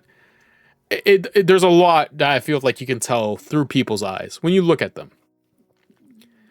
This movie, yeah, that's kind of the point, Jella. That's the scary aspect that, well, she has no eyes, but in these movie posters, however, this movie plays to that trope a lot, man. And that is easily the scariest thing about it, is that a lot of scenes that happen with her in it, her eyes are covered. And what she's saying is one thing, but what are you actually, like, what are your intentions behind what you're saying and stuff like that, right? Like, that is the part that is one of the scariest things about Obsession for me when I read it, or watched it, not read it, watched it. And it's so good. Yep. She's holding that rose, that vase of roses. It's the same girl. It's the same girl. I'm telling you, like, I know there's a lot of hype around it and stuff like that. I do think it's deserved. And the thing of it is, I know, like, people talk about the, you know, like when indies. Oh, no, yeah, no, you're fine. Yeah, it's a vase of roses that she's holding out in front of her. I know people talk about like how indie, like this is an indie movie and stuff like that, and it, you know, it's kind of correlated with like, oh, the themes that it talks about and stuff like that are really out there, and indie people have to do that in order to sell. I don't think so. I think like the thing of it is that when you talk about themes that this obviously talks about obsession. Spoiler alert! When you talk about things like obsessive quantities or traits, I think you have to explore those themes, man. I really do.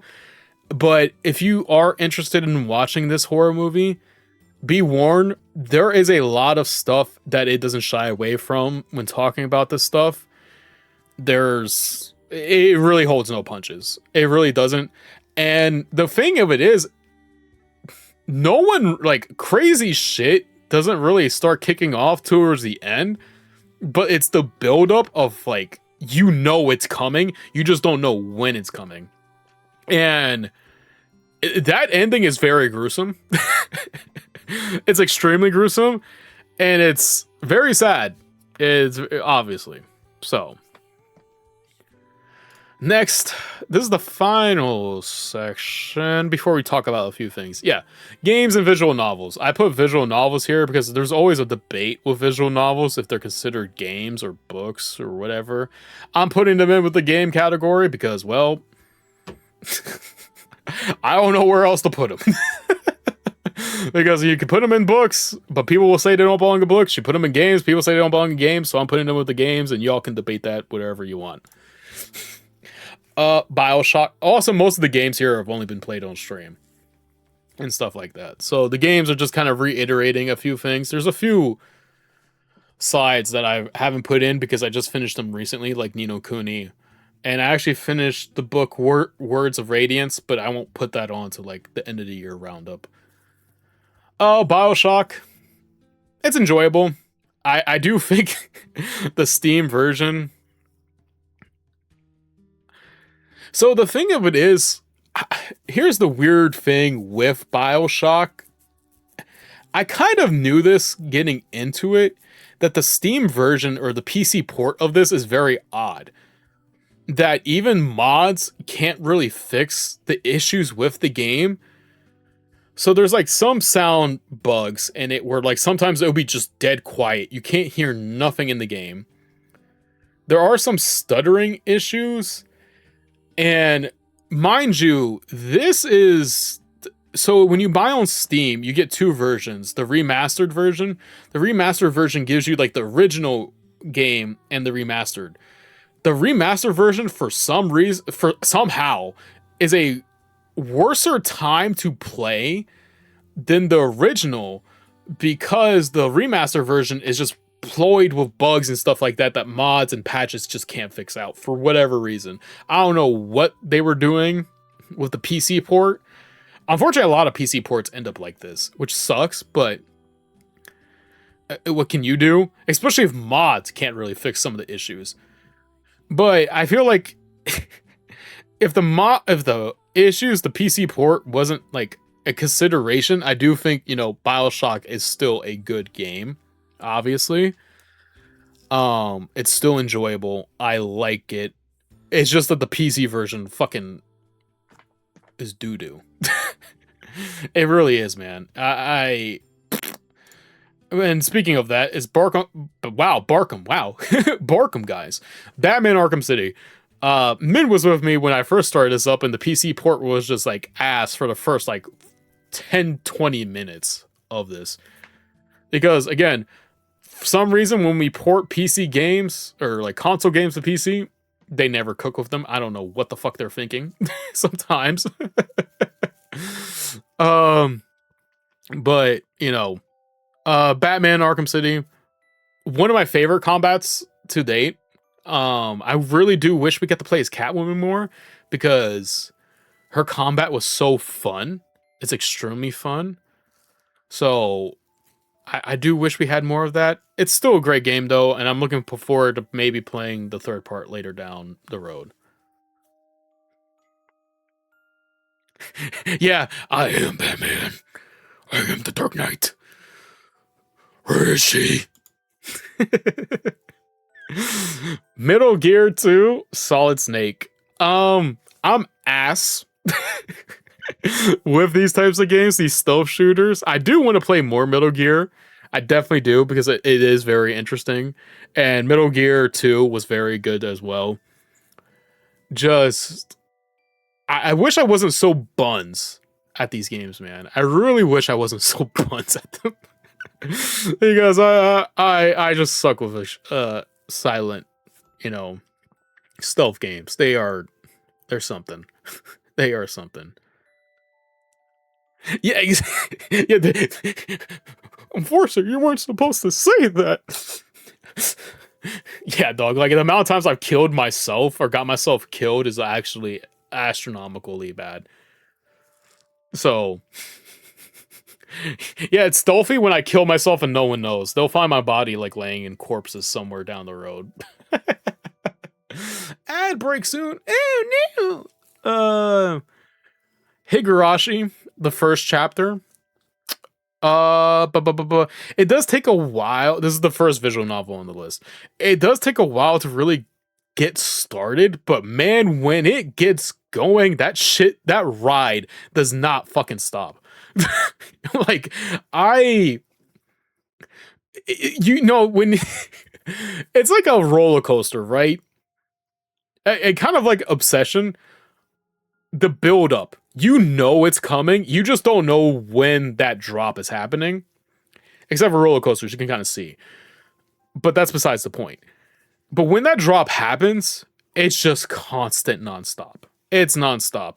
And I played the older version. I didn't play with mods to like enhance to newer quality, like today's versions of it. But even then, with playing the old version of this game, it's not bad. It really isn't bad. I know some people will debate that with like, oh, you need mods to really make this experience better. I don't think so.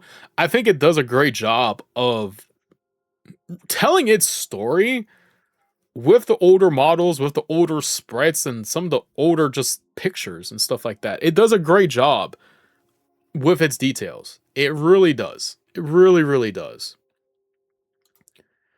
Resident Evil HD remaster. Again, kind of like those stealthy games. I don't know, horror survival, I think, is the best way to depict these games. I'm awful with them. Absolutely abysmal with them. I don't think that's a question at all. It's just, even though I'm ass at them, I enjoy this a hell of a lot. I really do. Um, I can't wait to play more Resident Evil because I'm very much intrigued with what it's doing, what the world is trying to do for us, and stuff like that.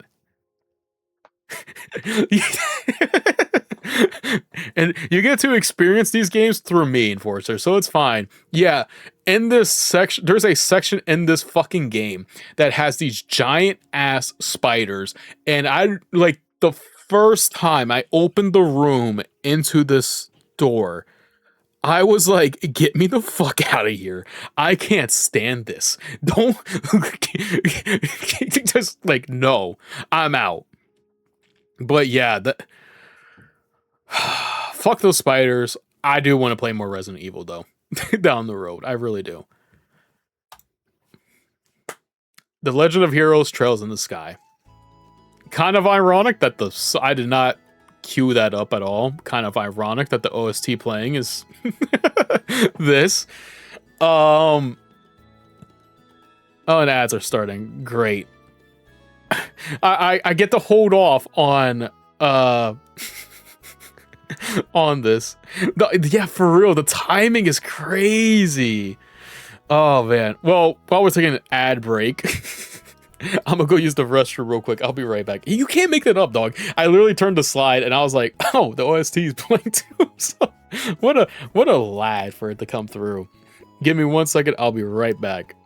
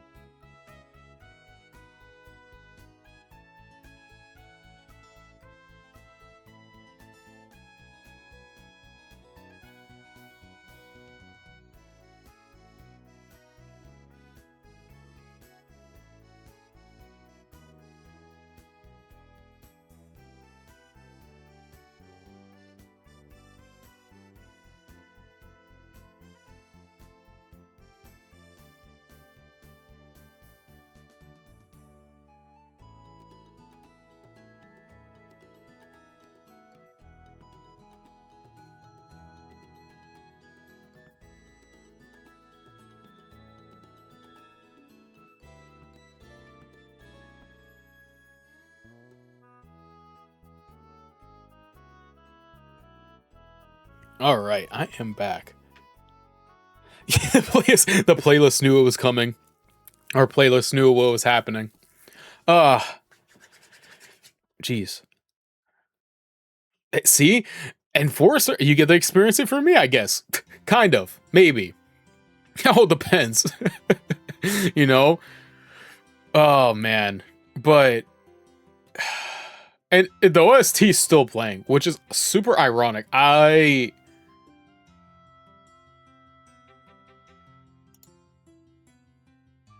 Okay. I'm gonna move... Oh, I can't move it. It's kind of funny that the next song isn't Trails related at all. I was gonna see if I can move it up, but I don't think I can. But that's fine.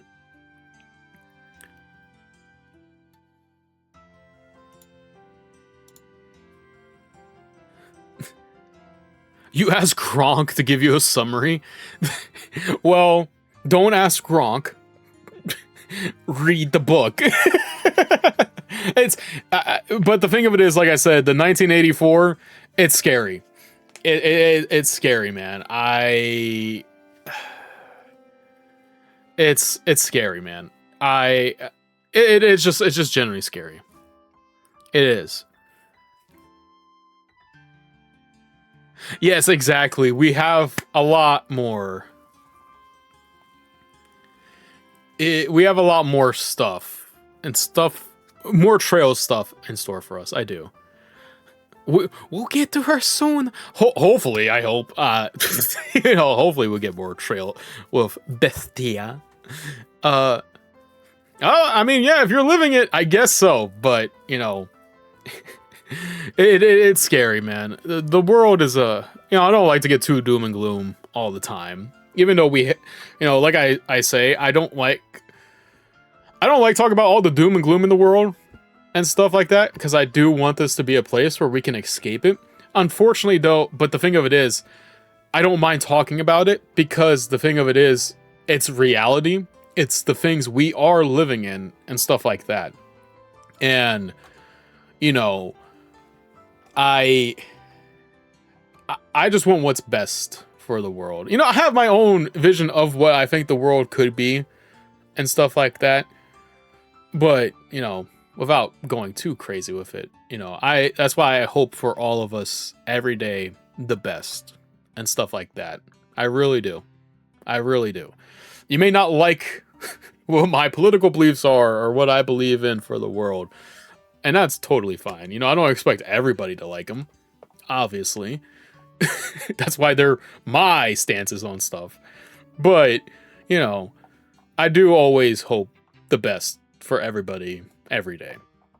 Even most people, there's a lot of shitheads out there and a lot of people who don't deserve the best. I don't think I really need to point out the obvious choices like the PDF files, the grapers. I think you guys kind of get the gist. Those people don't deserve to have a good day. But, I digress. Let's talk. Weird transition for trails. I know. Odd. But I'm so glad I have watched those videos that really hyped up trails. I really am. Watching those few videos of people that really went into a non-spoiler talk about why Trails in the Sky is a good series to try if you enjoy. Yeah, who knows? I mean, depending on who you're asking, certain subject matters in it. It could be, obviously. I agree. I am glad that I got into this series and stuff like that. It's, even with only being 2 games in, and we have another section for SC here. Exactly. There's another handful of games. So it's kind of crazy that I've only touched on a small amount of this series. But, I'm glad to be doing this. We're playing these games. They're very fun. And, I'm probably going to say a lot more when we talk about SC soon. This, I don't know how else to say it. I'm just kind of like how I said with One Piece to an extent. I am very glad to be going through this. Very glad. And I can't wait to continue this. The house in Fata Morgana. There's 2 ways that I've heard this, the Fata part. I don't know, it's Fata or Fata. It's supposed to be French. So, if anyone knows the French for how to pronounce the Fata part, have at it. The House in Fata Morgana. It's a visual novel. I read this one time years ago, a year or so after it came out. And this is my second time reading it. And I have fallen in love with this probably 3 times the amount I originally did. There are a few things I don't like about it, but they're so minuscule.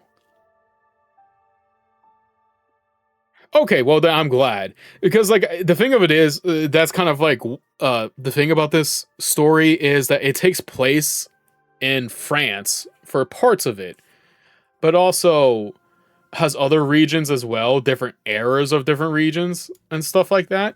So that's why I wanted to make sure. Because I hear it pronounced like two different ways. And of course, Trails is not leaving us just yet. Kind of a This is an upbeat song for such a depressing ass game. Visual novel.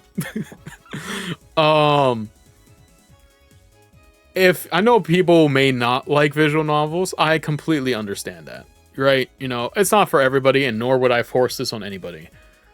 However, if you take anything away from me, if I can leave you all with something, like if today was my last time you ever hear from me, for God, you know, knocking on wood, I hope that doesn't happen.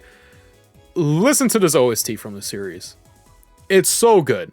It is so freaking good. And there's only a few songs I can put in the BGM playlist that we have going on, because a lot of the songs have lyrics to them. And my whole pet peeve is I try to stay away from songs that have lyrics. Obviously, you've heard a few that break that code. But I think like this OST is amazing. It's phenomenal. I really, really do recommend it. It's more of a classical OST. So it's got a lot of like pianos, violins, and stuff like that. If you're into that, it's up your alley. I do recommend listening to this OST. And if you can pull up the lyrics, if you don't care to play or read this visual novel, you can pull up the lyrics. If you plan to go through this visual novel, don't pull up the lyrics, because the lyrics kind of spoil certain aspects of the game of the visual novel. So there's that. This is a very good case where whenever, you know, we're going to be talking about little things that's coming down the road. But this could be a case, this series, where I put like maybe one or two may enter my favorite characters all time, because they are really good. Really, really good. And that kind of transitions into The House and Fata Morgana, The Requiem for Innocence, which is the prequel to The House. You know, you kind of get a gist. You kind of get a gist of... I know Quest is... I don't know why I have Quest. No, never mind. I'm reading this wrong. You get a gist of what happens that leads to the events in this original story at the end. But this is the official prequel of what everything that transpired. And it's as bad as it was depicted in the original. Like it expands on it. It gives you the full thing of what happened, and it's bad, man. You know, like, again, it's hard. My thing is, I read stories. I enjoy stories, obviously. I like talking about this stuff. It's hard to read stories of characters you come to really like, and you see them go on this downfall. Like this... I don't like saying fall off, because I don't think that's the best depiction of it. But seeing them fall from their original stance and seeing them put through like literal hell, you can't convince me that it's not just a sad and hard read, man. It's hard. And this stuff, it doesn't shy away from the depictions of what transpired to kick off the house. And what made the house and Fata Morgana, unironically, such a cursed and hellish place for so many. I don't think the best way to put it in this, I don't think a lot of these people, the thing of it is, a lot of these people aren't innocent, but they get trapped in a world of hell. And it's sad. It's extremely sad. And the last CG of this game is one of the most heartbreaking things. CG is like game picture and stuff like that. Kind of like how this game cover is over here. That's what CG stands for. That last CG in this is so heartbreaking. is so heartbreaking because it's ironically enough, you see a glimpse of it in the original one during a certain point. Won't spoil it. At the end, you get the full thing, and it's so sad. It's so sad, man. And the last game, Trails in the Sky SC. How do I want to kick off this masterpiece? I think the best way to put it is when it comes to games and stuff like that, I'm always a big person. I'm a person that sits on the fence when it comes to continuing games to a certain degree. You know, Trails is this outlier where it seems like they had this thing planned out. But sometimes when you do sequels to games, my fear whenever I go into these sequels, even though, like I tell people, I want to go into things with an empty mind and not a prejudgmental mindset, no matter what I've heard. And that's because I want to experience it raw. I want my own feelings to overtake anything, most importantly. So my biggest fear but that doesn't stop my biggest fear of being when I go into sequels of movies, games, books, and stuff like that, even if I've heard good things, even if I've heard bad things, my biggest fear is it doesn't live up to the expectation of the prescending thing, whatever it may be. SC, like, takes everything that In the Sky did and made it better, which is crazy to say about because Trails in the Sky was already phenomenal. And you go to a sequel with like so much in the air, so much to gravitate towards, so many characters where we don't know what's happening. My clip where I like basically almost started bawling because of that. I think that clip depicts SC personally for me, like in that moment.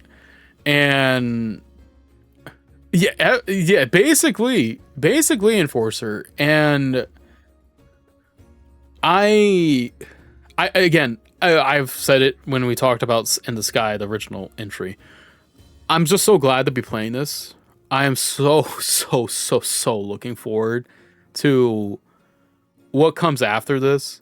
You know, again, I've heard about Cold Steel and stuff like that. Cold Stone. I don't know what I was thinking there. But again, I want to go into it with an empty mindset. I know how people perceive that. I don't really know too much about how people perceive the next two. But my goal is to try to go in as empty-minded as I can with the series. I know it's hard too, but I really want to go into this. I'm loving this journey, and I can't wait to play more. And Estella, she's the GOAT. She's one of the greatest characters that I've ever gotten to experience, man. She really is. She really is. All right.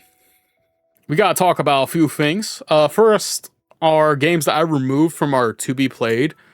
First is Look Outside. There's actually nothing wrong with this game.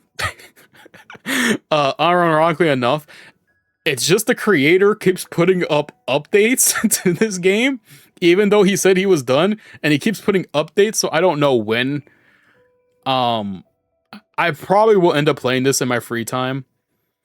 It's a horror RPG, but with him putting up more updates and stuff like that to the game, it adds more content. And I don't want to like get on stream one day, we play it, and then a new update comes out that changes the game and stuff like that. So I kind of removed it for the time being. I'm probably going to end up playing it in my free time when I can and stuff. Even though it all depends. It really depends, because even I just don't know what to take with it. The person who created the game was like, oh, I'm done. And then he keeps pushing updates, which is no problem. I've heard great things about Look Outside. So we'll do that. Also, Dragon Age Origins. I don't think I could make this entertaining for everybody. I really don't. so I kind of just took it off the list. Um,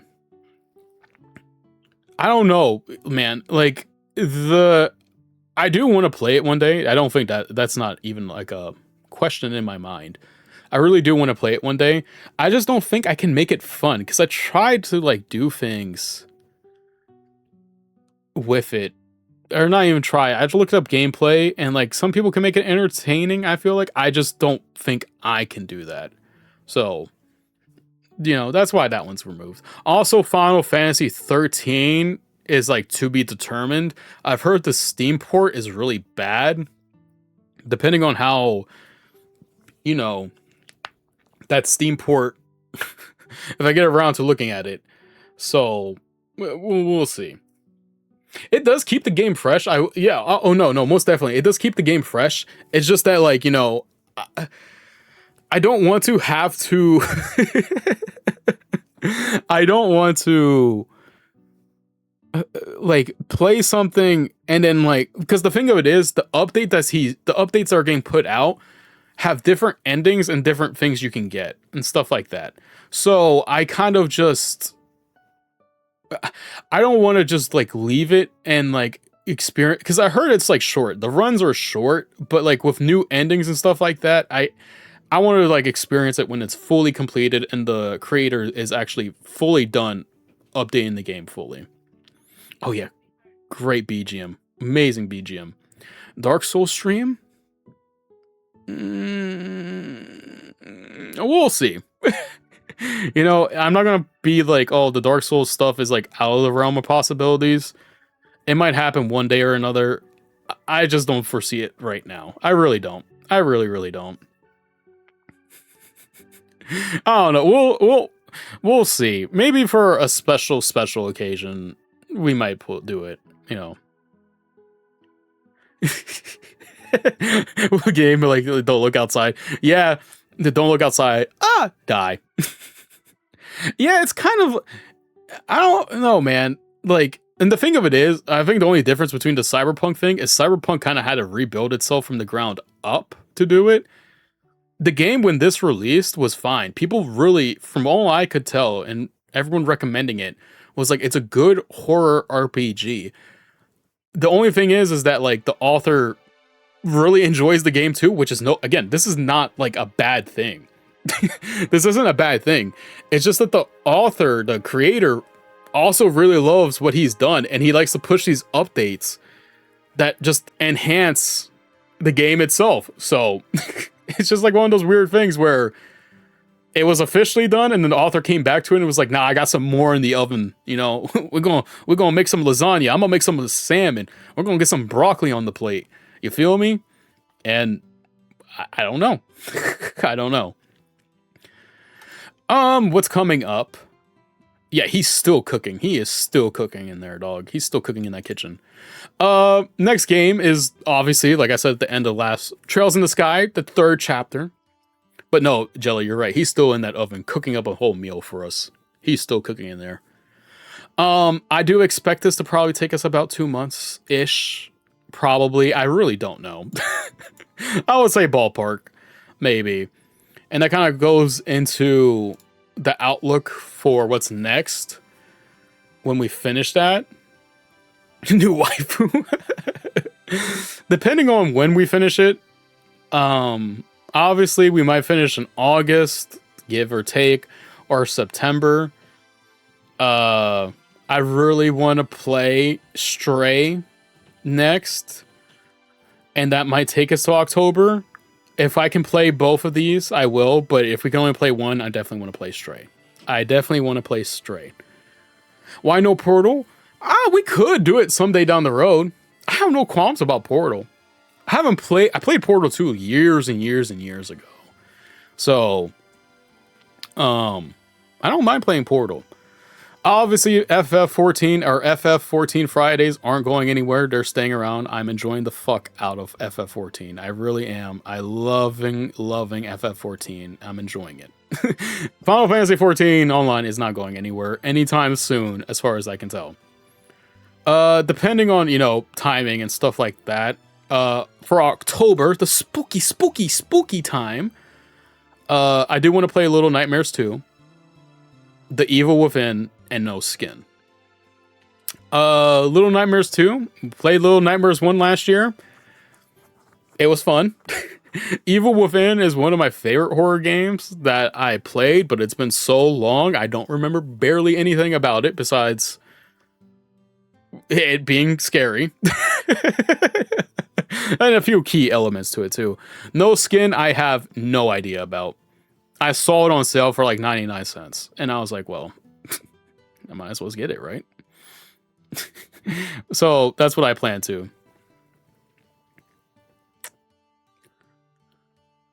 Oh, okay, well that's good because I was gonna say this too. I got on and played 14 last night for a bit. I've only been doing the classes, like getting the new classes and doing side quests. So unironically, Saturday when we go back and play might be MSQ stuff. Unironically, because I'm trying to get the classes, I'm trying to level up some of those classes, and I'm also trying to do all the side content that's available to me right now in the worlds and the areas I can get them. Yeah, FF10 OST, boys. It's so fun. The end of the year, though, is Persona 3 Reloaded.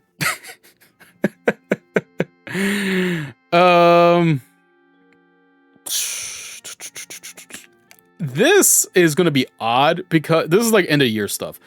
So I do want to play Persona 3 Reloaded after October.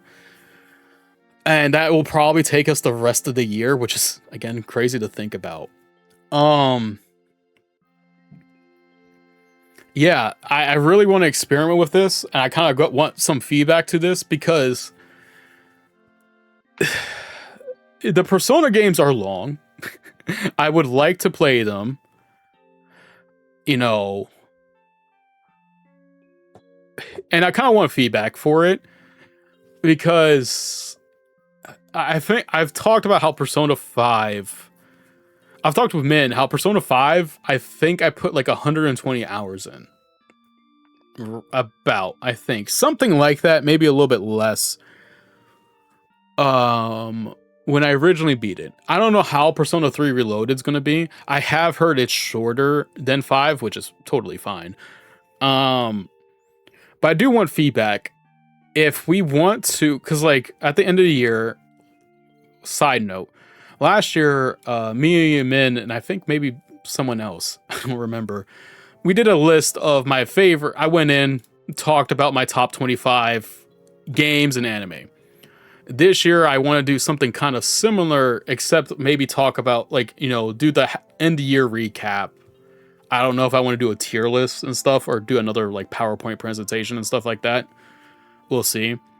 But I do want to do a character tier list and stuff like this. So I will add that in. And the only thing I want to, like, feedback on, because I know how Persona games are long. If it gets too long, would we prefer to like have a short game in between when we play these games and stuff like that? So I'm open to like extreme like feedback of that stuff all the time. All the time.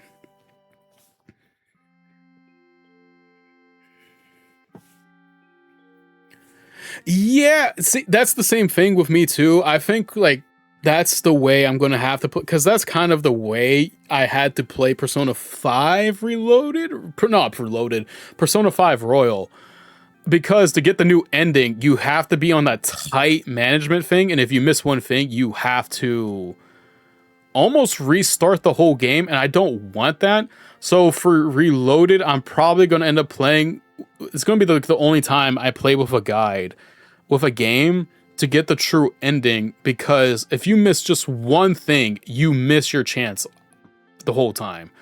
So it kind of sucks, but I think I'm going to have to do a spoilerless guide when doing Reloaded.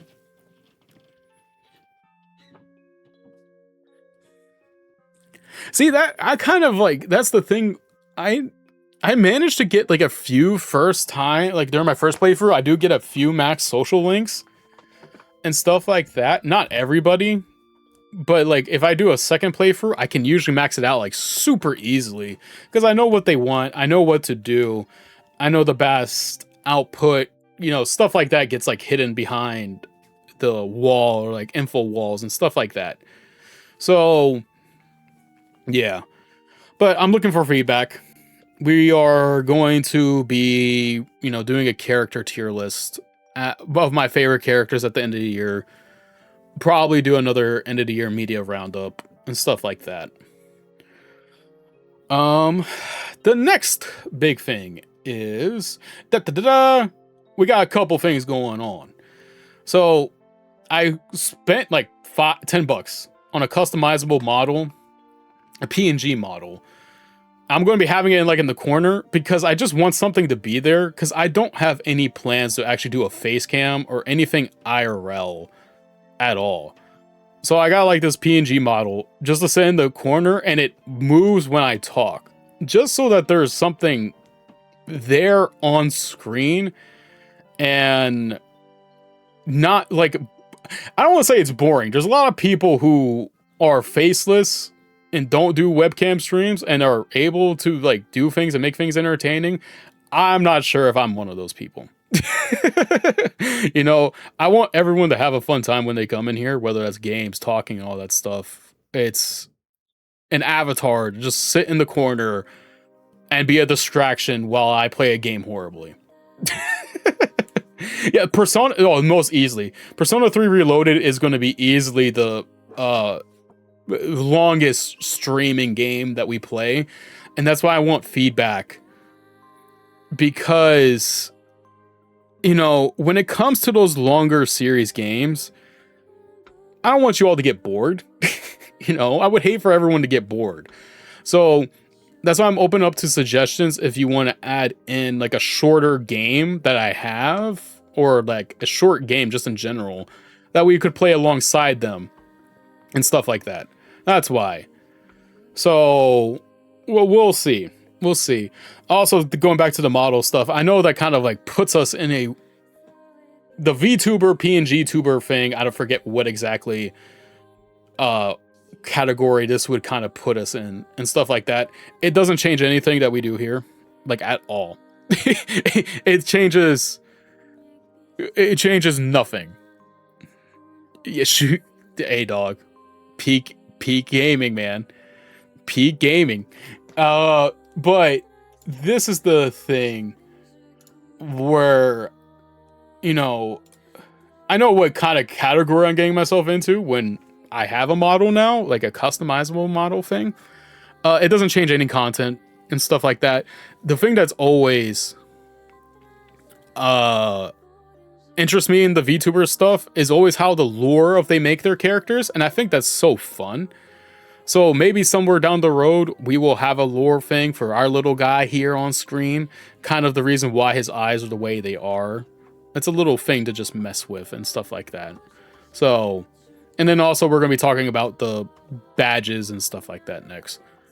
I unlocked Lancer. I unlocked Lancer. I unlocked Wood Craftsmanship. And fuck, there was one more and I forgot off the top of my head. But I'm enjoying them. I am enjoying them. I haven't played too much. I only got to play for a little bit last night. The woodcrafting thing seems fun. I think that will be enjoyable to do on the side. And I think Lancer could actually be a cool thing to test out. I loved the Lancer abilities. I think they were cool and stuff. I just need to play them more to get on the I just need to play their story more and actually play with the class itself. And that's kind of what I want to spend time to leading up to Saturday, is playing those classes and getting to really understand them. Yeah, I like a D&D session too. See, that's exactly the Enforcer. It kind of is like a D&D session. I think the lores and the stories you can tell with a character are so cool. A lot of them are so cool. And I think that's the thing that I again, kind of like how this is, I really like stories. I enjoy stories and talking about them and all that stuff. But, there's so many cool things out there that people do with their characters and stuff. And I always was intrigued by that. It's always the thing that kind of piqued my interest a lot when I've watched them and they talk about their stuff.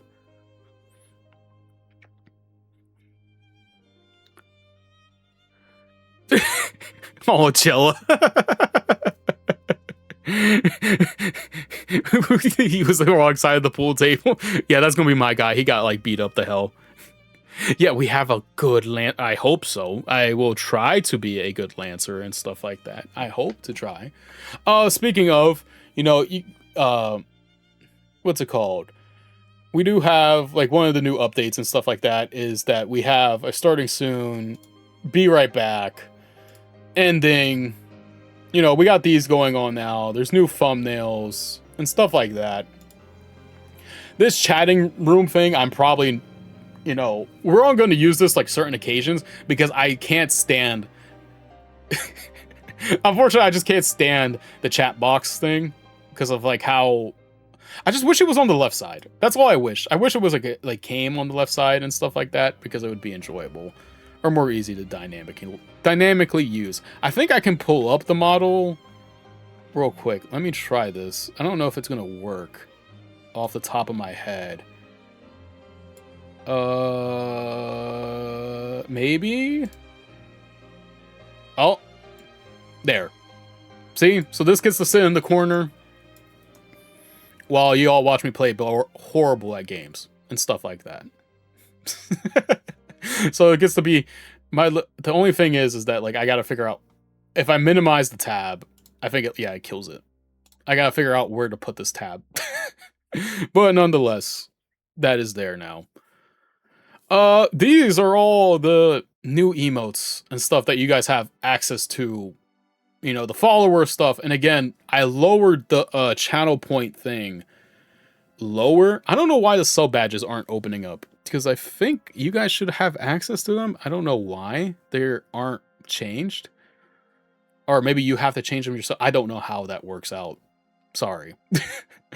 But these are the free emotes. You know, you guys can take everything with you. Do what you will with them. Yeah, the PNG face reveal. Oh my god! But face reveal, guys. I'm gonna show my feet on stream real quick. Get ready. Get ready for these feet pics. Not happening. I did lower the channel point thing. So that way you should be able to unlock these things. Like, you know, there's other emotes that are in the chamber, but just don't have a spot because I don't have the slots open to them. So you have, I lower the channel points to unlock them, but it only unlocks for 24 hours, which sucks. I can't change that 24-hour mark, you know, but nonetheless, you know, these were just kind of fun things. It kind of combines Godzilla, the best boy ever, with One Piece, one of the current stories that I'm really enjoying, and stuff like that. Sub badges and stuff like that. Lusop instead of Usopp. Lusop, b-boy. Oi! Oi, Lusop! It's kind of a funny way to do it. That's kind of a cool thing. I like that. Thank you, Enforcer. Man, I'm getting everyone's names mixed up now. But yeah, the emotes are there. They're all pretty cool, if you ask me. I'm not saying that because I picked them out, but you know, it is what it is. Again, sub badges, channel points. That's there. These are the credits to all the wonderful people that I purchased the stuff off of. All the credits are below. If you want to check out like their portfolios and stuff like that, or follow them for anything of the sorts, you know. I love artists. I love art.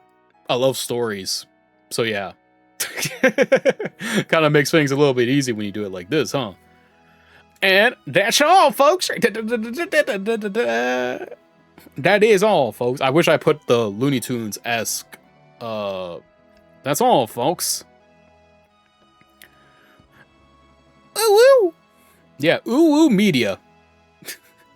You know, I didn't realize how popular they were because I just found like their like the starting soon, be right back ending thing that we have going on here.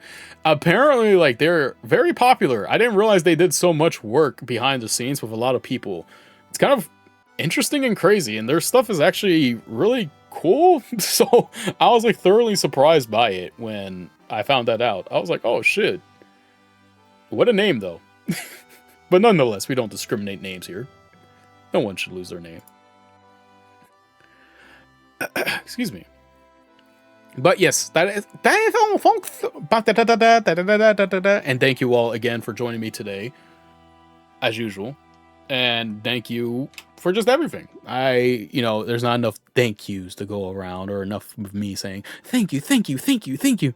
Or how does that meme go where he's like, thank you, thank you, thank you, thank you. You know, you get the point. I really can't express saying thank you enough. So, thanks. Oh man, what a time. What a time, man. Go thither. But I appreciate you all for coming by today. I really do. I really do. We can. How about this before we? Because I got a little bit more time left. Are you guys planning on getting anything for the Steam sale? Because I'm interested in. I gotta look at a few things. Thank you, Min. No. You guys don't get to thank me. Thank you. You guys are all great, honestly. And thank you, Min. You know, I've known you for such a long time. I don't think enough thank yous I could ever say enough. And that goes for everybody, you know. Yeah, I really do appreciate everything. When you guys come in to chalk and stuff like that, like that's the best thing. It's just like I get to kick back, relax, and we get to chat through games, and sometimes the games are really good. Like really good, like the trail stuff. Or we sit through a stinker of me playing like something like Solid Snake 2, and I just end up getting shitted on the whole fucking time. So but you know, I really do appreciate you guys. I really do. I really do. And hopefully we can continue this for, you know, hopefully nothing crazy ever happens to me. I hope to God not. But, you know, I hope we can continue this for as long as I can continue doing this. You know, because it is fun. I do enjoy it. And I'm glad sometimes, or at least I hope sometimes, you guys do enjoy it as well. And I really do. Thank you. Ooh, that is actually Cyberpunk 2077. Hey, yo, that's actually a really good deal. Because I pre-ordered Cyberpunk 2077 when it originally came out. But I never replayed it till like what's it called? The when it fully got done being patched up and stuff like that. So it's kind of, you know, I got a weird I got a weird history with Cyberpunk. It is definitely one of my favorite games now, but when it originally came out, I was like, oof. Ooh. It was like one of those things, man, where I was just like, fuck. I mean, like, I know people talked about how bad it was and stuff like that. And I did experience some of those issues and stuff like that, but I never really got a bad game from it or something like that. So I did experience some of the glitches and stuff like that, but not everything. The sad song. Yeah, I originally had a review of it and talking about my experience with the game, but I kind of, like, the thing of it is I took it down because I was like, ugh. But I did talk about it one other time, which was like the full, complete, updated version of that review, kind of going over everything, and it's a lot better now by like 10 times than when it originally came out. So technically there was 2 videos I made. One was technically a review. This other one is kind of just like more of my experience with the series, with Edge Runners 2, even though Edge Runners is coming out like soon. But, you know, it's kind of cool. It took the life of two of your mice? Like, how? What did you do? Did you just like chuck? Like, I was gonna say, is it like actual like animal mice, or was it your computer mice that you ended up losing? Because I, I feel bad for like whichever one it is, but I would hope it's the computer mice. I hope. I hope. Speaking of the Steam sale thing, I'm really looking forward to Vampire Crawlers. I hope that goes on sale. Also, what's this series called? Uh The Fields of Mistra. I love my farm sim games. I've heard this one 1.0 is coming out very soon. I'm looking forward to that. I might have to pick that up. And maybe Retro Rewind too. That like arcadic like video store game. That one looks cool to play too. Oh my god. I need to play Minecraft again. I really do. I need to play Minecraft again. No, I used to be like, I used to think that. Like, oh man, I'm getting too old for Minecraft. I shouldn't be playing it. Man, man, I need to download I've been getting like a Minecraft kick lately that I've been wanting to play. And I'm like, fuck, bro, I need to play some Minecraft. But I really do want to play Minecraft one day again. Stuff like that. It seems like it's gonna be fun. Not fun. I know it can be fun. I just need to install mods.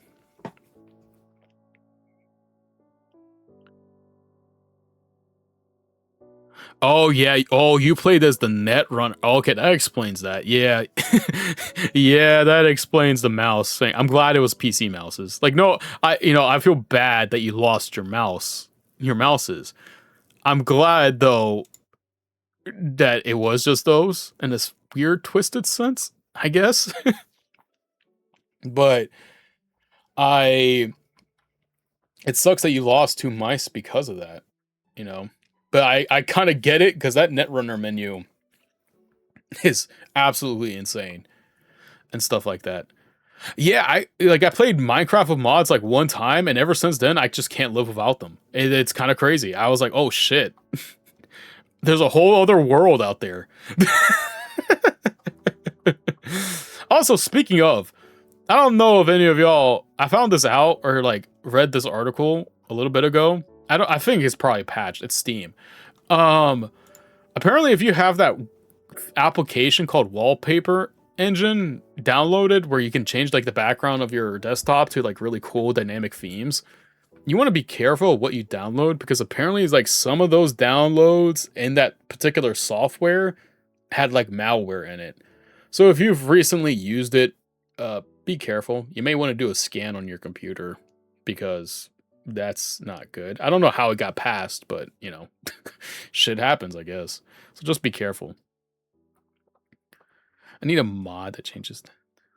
Oh yeah, true. The mods for I know modding in Cyberpunk 2077 is very good. I never played with mods with it. I just played it like base game. So I don't know how to. I don't know. I know they got some crazy ass mods for Cyberpunk, like 4K resolution, shit like that. But you know, I never played it with that. For Minecraft, I haven't played. I need to like. There's some visual enhancing mods. You just gotta be careful with Minecraft mods because also Minecraft mods have like malware and stuff like that in it. If you're not careful where you get them from, which sucks. Yeah. So okay. So Enforcer, you're good for now. It's just I remember.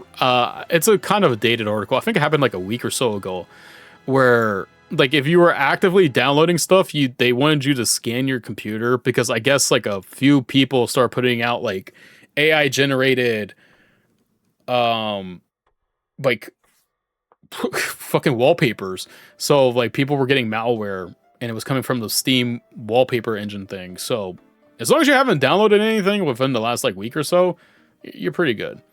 And stuff like that. You know what's funny? I used to have I usually keep the stock thing, but the thing of it is that like I kind of like, I want my wallpaper to look a little nice. You feel me? I want to look a little nice.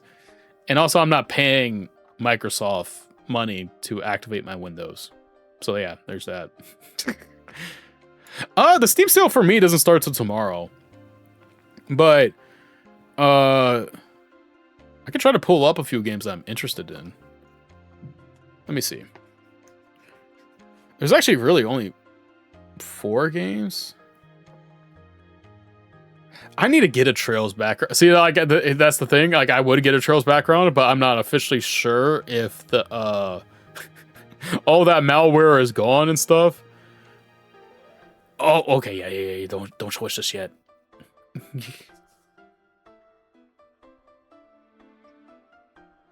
Oh, the SQ. Yeah, the Square Enix one ends in like, or something ends soon.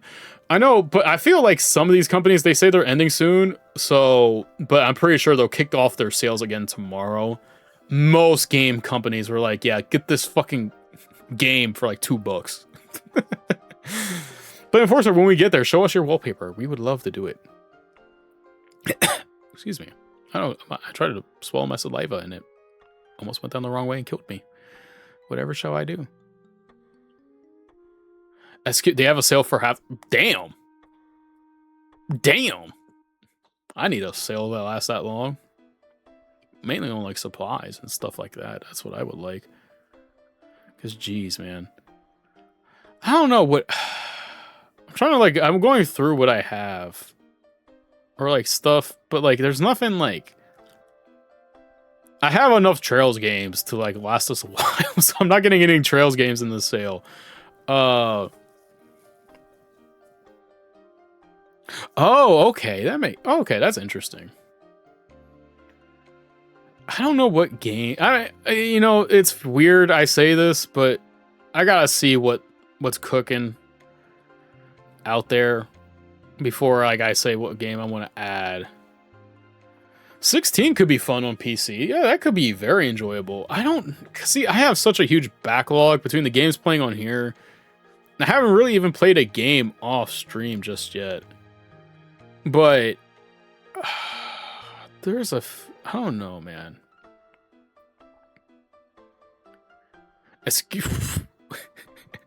Weekend sale, weekend, and then it's just like, oh, nope.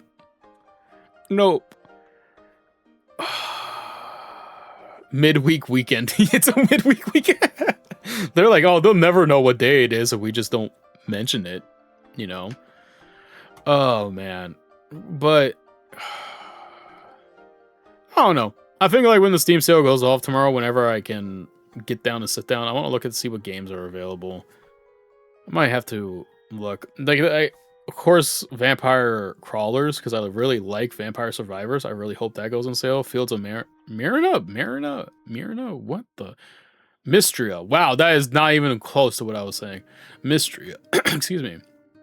I love Farm Sims, so that's going to be like the best one for me. That's going to be like my A1. And Retro Rewind, too. That looks cool. I've seen people play that. Again, I'm like into these tycoon. I know like I play RPGs here and stuff like that and like other games, but I'm very much into like these like tycoon type games and these dungeon crawler games too, even though we don't really play them and stuff like that on the stream and stuff. But I'm very much into these genre of games, even though I don't like talk about them a lot. They are very fun and I enjoy them a lot.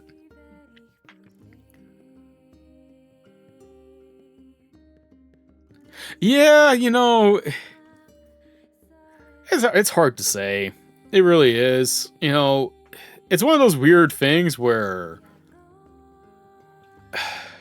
companies are just in a really odd predicament. Speaking of, I did hear this. This is gonna, let me go on this little tangent. Wow, tyrant, whatever word I want to use.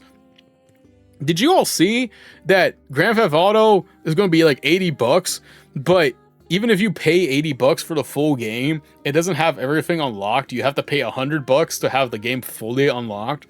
Like there's certain aspects of it that are just stuck behind that paywall. Like first of all, okay, fuck you for making it 80. Fuck Nintendo for making games $80 in the first place. But oh my fucking god, dog. $100 to get the full experience? Dog, no cap. I better feel those strippers, dog, if I ever get in that club. Holy fuck, if I'm paying $100 on a game, like, what is happening, man?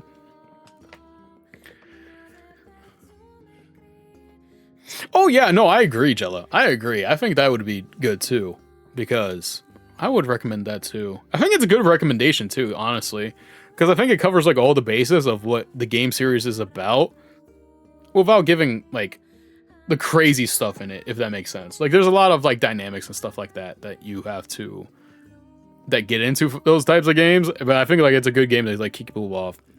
You know, kind of funny enough, I was expecting like 120 in the price range of it, but you know, it's kind of crazy still to think about. Yeah, see, that's the scary part.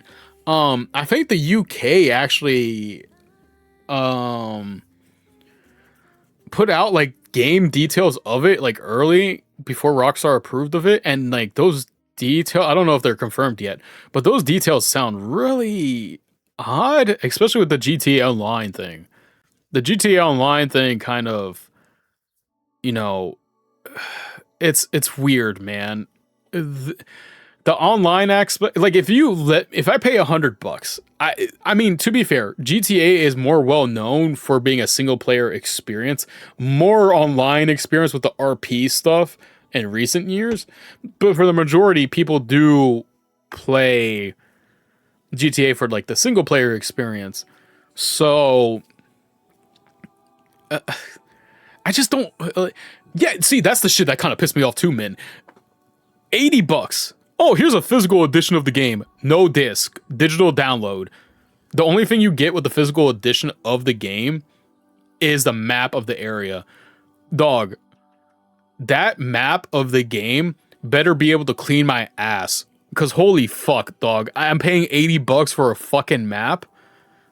Excuse me? Especially when online, you could probably download the map online and pull it up while you play. So what's the point? Like, what's the point? Like, just say that this game is a digital only game. I don't know why they even went on the route of saying like, hey, you have an option to get this physical. What's the point? The only thing you get physical is a fucking map. like it's just crazy to me. I don't know what's gonna happen, man.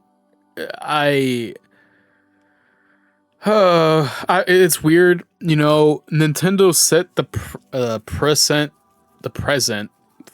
standard of 80 with Mario Kart World, which it was already a ballpark in itself. But now we have GTA, which is opening a different door of not only keeping games at $80, but also that game that you're purchasing isn't the full thing unless you want to buy the upgraded edition of said game. So we're entering this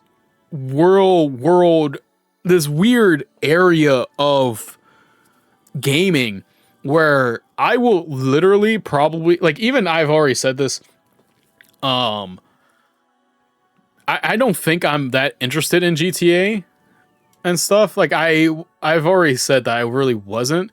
So I was already planning on not picking it up day one unless something happens, like a friend gets it for me, or like even if my friends get it for me. The thing of it is, the GTA Online thing isn't open to like a few months apparently. So according to that UK publishing thing that I read about earlier. So I don't see myself playing GTA 6 for a good long while until it's on like super sale, and then I'll play the game. I don't want to. It could still be. Hey, Jelly, it might be on sale tomorrow. You never know. You never know. The new Enforcer, I hate to break it to you. I'm gonna tap you on the shoulder when I say this. it's gonna be 80. It's gonna be 80 because it's Nintendo, and $80 is now the new. $80 feels like it's the new standard for games now, which is I don't know. I really don't know, man. Uh,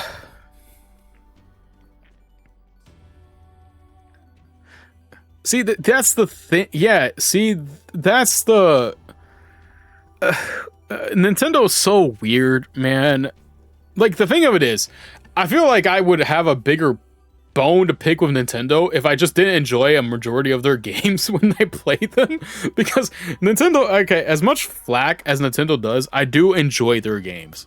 Like, I've only played one Fire Emblem. I enjoyed it. I enjoy Pokemon games. I enjoy Mario Party games. Like, I typically enjoy Nintendo games. I just can't for the life of me why they started on this road, man. I don't fucking know. Gaming is just becoming so expensive. It really is. And I really want to, I don't know, man. Nintendo's just so fucking weird. They're so weird, man.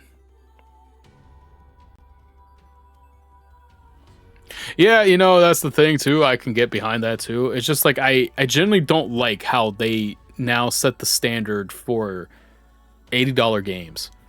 And it really baffles my mind that they did. I don't know why they did that. I don't want to know why they thought that was a good idea. But they've now set the cap at it, and it's annoying. It's awful. My God, bro. We're going to start winding down here. So, again, thank you all. Again, I appreciate you all. Sorry for that little tirade that we went on about gaming. But, you know, it's one of those things where I feel like we have to talk about it and stuff like that. But it sucks, man. Also, one thing I did forget to mention here is I do want to try to raid people someday down the road. I gotta do research for that. You know, Enforcer, if you're ever on, we'll definitely raid into you. But I would like to raid into people down the road and stuff like that. So I might have to look into that sometime soon. Yeah, see, that's the thing. Like, Nintendo gets away with so much shit, and it's just like fucking annoying that they were, oh, let's raise the prices. It's like, fuck you, Nintendo. I don't know, man. Nintendo just like to do shit and then like pretend that they're not the cause of the problem. So, of course. Oh, I'm sorry, Enforcer. Make sure you go to bed. Get your rest in. And thank you, everybody. Thank you, Jella. Thank you, Jim. Thank you, Enforcer. Thank you, Min. Thank you guys all so very much. I appreciate it so very much. Drink your water, check your posture, get your steps in when you can, and always remember you're important. And I will catch you guys on at Saturday, where we will be playing FF14, and hopefully I will have done more side quests and leveling up some of my classes. So take care, guys. I appreciate it so much. And I'll catch you guys later. Take care. Oh, Jella, enjoy your flight. Enjoy your flight. Please be safe. Please be safe wherever you're going. Make sure you get there on time. Don't go crazy. Bye-bye, everybody.